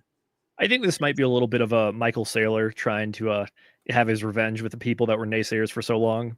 He's like, I'm going to get you. He's like, I'm going to get you, and Bitcoin's going to be the thing. So it's like, all right, you go get him, Michael Saylor. You go. By the way, for 2 years, the mainstream media was trashing him for buying Bitcoin. And now he's up like, I don't know, $1 bajillion. One might say he's up bigly. Bigly. Alrighty, number 20. You do not sell your crypto. I think this is a question about what are your intentions? What are you trying to do? If you're Michael Saylor and you're just trying to have the most Bitcoin in the world and, I don't know, become the next king of the world, sure. But at the same time, if you have a use case for your money, because as we pointed out previously, money is a tool. We use it for things. Well, then theoretically, don't you want to use crypto for certain things? I understand, like, from the investment standpoint, yeah, we're trying to stack the bags. So that way you can either retire off of it, pass it on to the next generation, do something cool with it. But at the same time, like, I don't know if just saying never sell is the answer. It wasn't the answer for the Squid Games token, let me tell you. Whew, that's a good one. But again, Bitcoin's very different. In this sense, I kind of agree with it more when it's like, do not sell your Bitcoin versus do not sell your crypto. I think there's something to that. Bitcoin is an asset that I don't mind, holding on to, some of my Bitcoin at least, through a bear market, maybe all my Bitcoin, because I do think that Bitcoin is a very different asset than the rest of crypto. I really, really do. Now, that doesn't mean that I'm not higher on other coins to make me much more X's. That just means I think that Bitcoin's a unique entity. And if you kept this as Bitcoin versus crypto, I tend to agree with it more. That's fair. I like that one. By the way, Yellow Cake, I think he has a really good one here. He says, MicroStrategy's made it socially acceptable for corporations to hold Bitcoin as a primary reserve asset instead of cash that bleeds in real terms. By the way, it's not MicroStrategy anymore. It's Strategy Inc. Yeah, but it's X now, but I still call it Twitter. Oh. He's not got the little penis anymore because his Bitcoin grew. That's one way to put it. Oh. he got that blue pill a little before the rest of us. There we His go. his is working now. Gosh. The rest of us still need 30 minutes to an hour. Sorry. All good, all good. All right, tell you what, last one here. Number 21, spread Bitcoin with love. I can get behind that. Spread crypto with love. I couldn't agree with this more because now I also find it challenging because I love my family so much, and I have given them so much advice when it comes to investing in crypto because I love them. And not a single one of my family members invested in Bitcoin when I told them to at 16,000. Not a single one of my family members invested when it was 25,000. I mean, my sister had money. She went, instead of putting it into crypto, she gave like 25K, my younger sister, to like an investment manager. Great. She's made 10%. I told her at 16 grand, okay, honey, if you don't believe in it fully, take 50% of it and give it to your hedge fund manager, and 50% put in Bitcoin. In fact, I can do it for you. Now, I'll be the bad person if I tell them to buy high, but I've always told my family to buy at the best effing times. I knew that when I told them to buy, but again, when it comes to sentiment, when it looks the worst and when crypto's down, nobody wants to buy. But when Bitcoin's at 150,000, I'm sorry, I'm not going to tell my family to buy Bitcoin because they're going to hate me for 4 years. Now, do I still think that they should have some skin in the game? Do I still think that they should buy some crypto? Yes. In fact, I say, look, don't put all your money in, but buy some crypto. When gold was at its all-time high, or like close to all-time highs, and Bitcoin was at 50K, I was like, Dad, maybe rotate some of your gold. Granted, it wasn't at all-time highs, it went up since then. But I was like, rotate some of that gold into Bitcoin. And, it's like, it's really, really hard to, I don't know. I really struggle with it because you don't want to be the bad person if their bags go down, but you want to set them free. And so I've really tried to set my family free, and I've given them the advice when it was the best time to buy. And no one listened. That didn't mean that I was not spreading the truth about crypto with love. Now, I try to teach them all the time about why I'm in crypto and why I believe in it outside of, hey, just buy it. I'm actually trying to teach them what crypto is and what Bitcoin is and why it's important. And so I think that is what's spreading with love. Like, even if they're not going to buy, educating them on what it is and why it's important, I think is really, really, really, really the part that is the most loving. And then it's their decision if they want to buy or not. Makes sense. Will, again, you're not giving them a fish, you're teaching them to fish, right? Yep. What you got, Z? I was gonna say you agreed with this one. Yeah, like you shouldn't force things onto people if you want them to be improving. Like the only people that like folks should be forcing thought on is like people that are developing or that are under their care. So like it's only really appropriate for parents to force things onto their children, and only for the benefit of their children, right? Because the children are going to grow up to be the benefit of the world. And so like you have to force your kids to go to bed when it's bedtime. You have to force your kids to eat the food that's healthy as opposed to eat sugar all night. Like you have to force people that are under your charge that you're taking care of to do the things that they don't want to do, because all that they know is feelings, and they don't understand delayed gratifications. They don't understand all these sorts of things. So it is incorrect as a adult, like sovereign human being, to impose your will on other adult sovereign human beings unless they're trying to do something bad to you or something like that. So like that, it's like imposition of will is like, this is I assume that I'm in charge of you. I assume that I am God over you. I assume that I have power and control and influence. It's like you can try and convince people to do things, but if you're spreading things by force, then you are not on like you're not on the straight and narrow. You're not on the true path. You're going down the path of like Mao Zedong or Stalin or any of those other bad people in history, where you try and force your things on the rest of the world. I just don't think that that's correct. And so if you're going to be spreading Bitcoin, you need to spread it with love, not force, because those are the two things that every human interaction boils down to, is love and force. It's either, am I on your team helping you accomplish your goals, or am I on my team saying, fuck you, we're doing my thing, irrespective of what your thing is. So, like, you can control your own life and you can give people the tools to control theirs. But once you start exerting power over other people, that's when you start not being a great, awesome person. So spread Bitcoin with love. Don't spread it with war, because those are your two choices. I dig it. Well, gosh, I'm going to be the negative Nancy here then. I agree with the negative case that it's making, which is that fundamentally, I don't think Bitcoin really is a thing that can be spread by the tip of a sword or through force just because of the way it's set up. But at the same time, though, to go back to what Brendan was saying there, it's like you want to spread the good thing with people you care about, and also because you believe it's going to be beneficial to you, yourself, them, society, whatever. I think that this is a bit of a point that I see a lot of or a handful of crypto folks that are kind of self-flagellizing themselves with, which is just believing that there's some sort of moral quality tied to this thing because it's DeFi and it's supposed to be freedom and for everyone. It's like, no, this is not a moral argument. This is a logical and mathematical argument, if anything, which is that this is something that should be good for you and people you interact with or your society. I think that just blindly going with the love message, which I've seen some folks go for, not trying to call anybody out, by the way, but it's like it's a fundamental misunderstanding of what it is. And these things do need to be taken with a certain weight and seriousness to them, because at the end of the day, these are financial products. You are turning your human energy and capital into economic energy, either in the form of fiat dollars or crypto. And just to be so cavalier with it, I think does a lot of disservice. And we've seen a lot of bad things happen when people don't take it seriously, whether it's rugs or there's bad projects, where there's people running off with their money, whatever. So like, should this be spread from a message of positivity? Yeah, absolutely. We got to win people over on this one. You can't force it down our throats. But at the same time, understand that this is a financial system that is unchangeable, visible by anyone at any point in the world, and is tracked infinitely.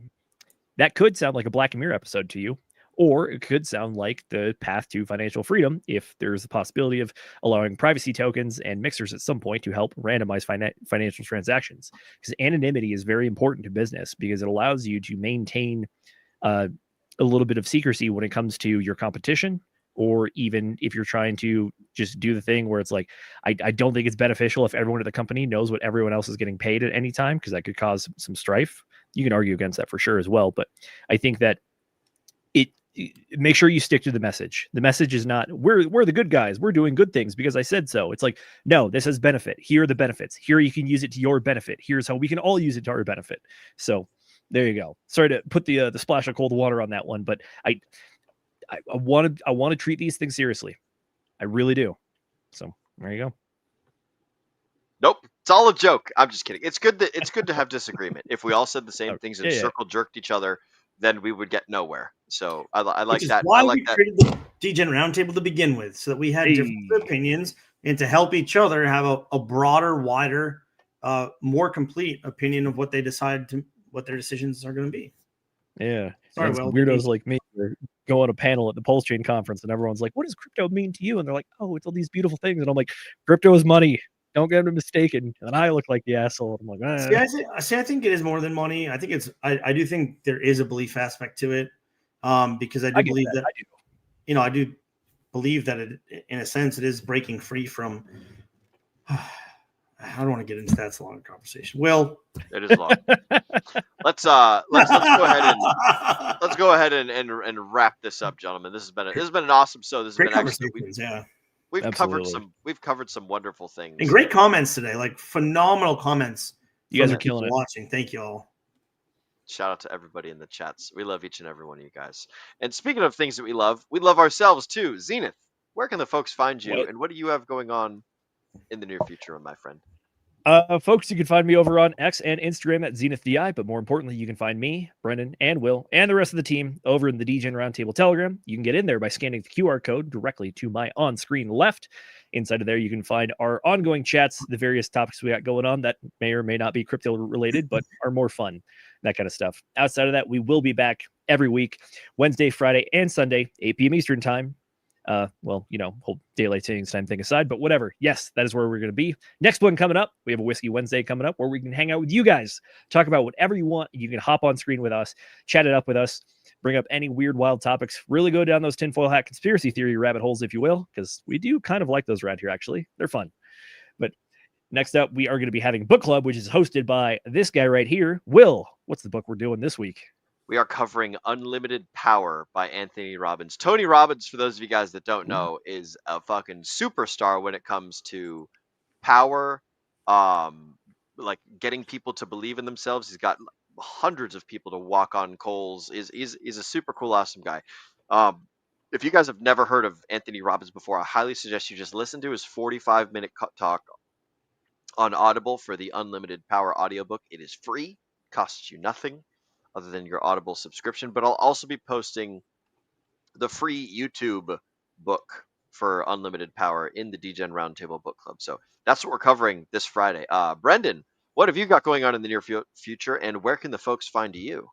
Well, I'm gonna cancel all that, and I'm gonna share something from somebody else to end my part of the show. Oh. So Johnny Chaos, a good friend of the channel, says, when it's winter, I miss summer. But nothing that I say or do is going to make summer come along any quicker. I can be mad, I can be sad, I can waste all my energy bitching up a storm. Summer comes when the conditions are right, and so does the bull market. Well said. Bam. I thought that I didn't think we could end the show without sharing that, and that was kind of what we've been talking about a little bit earlier in the show. Okay. We need the proper things to be in place for the bull market to really take place. So are we done? Are we not? Time will tell. Time will tell indeed. You guys can find this beautiful gentleman over at x.com/anonymous_bean, and also in the telegrams where you can find myself and Zenith as well. We hang out in there quite a bit. So come and join us. For those of you guys that are listening only, you can catch us all at t.me/DRT join now. And also, as Zenith was saying earlier, we stream every Wednesday, Friday, and Sunday starting at 8 p.m. Eastern. Come check it out. Come hang out. We would love to see you. As for me and myself and I, you guys can find me at will.pls.fyi. You already know what I got going on in the near future. We're doing book club, and we're hanging out on Wednesdays. That's all I've got. You guys can find me in Dallas, Texas for the near future. And apart from that, it's time to end the show. So I want to thank you all for spending your valuable time with us here on the DGen Roundtable. As Agent J often says, we know that time is your most valuable asset. We appreciate you investing each and every one of those moments right here with us. Ladies and gentlemen, my name is Will Stevenson, but more importantly, you have been watching the DGen Roundtable. I'm the producer getting my trigger finger ready because it's time to remind all the folks at home to remember to DGen responsibly.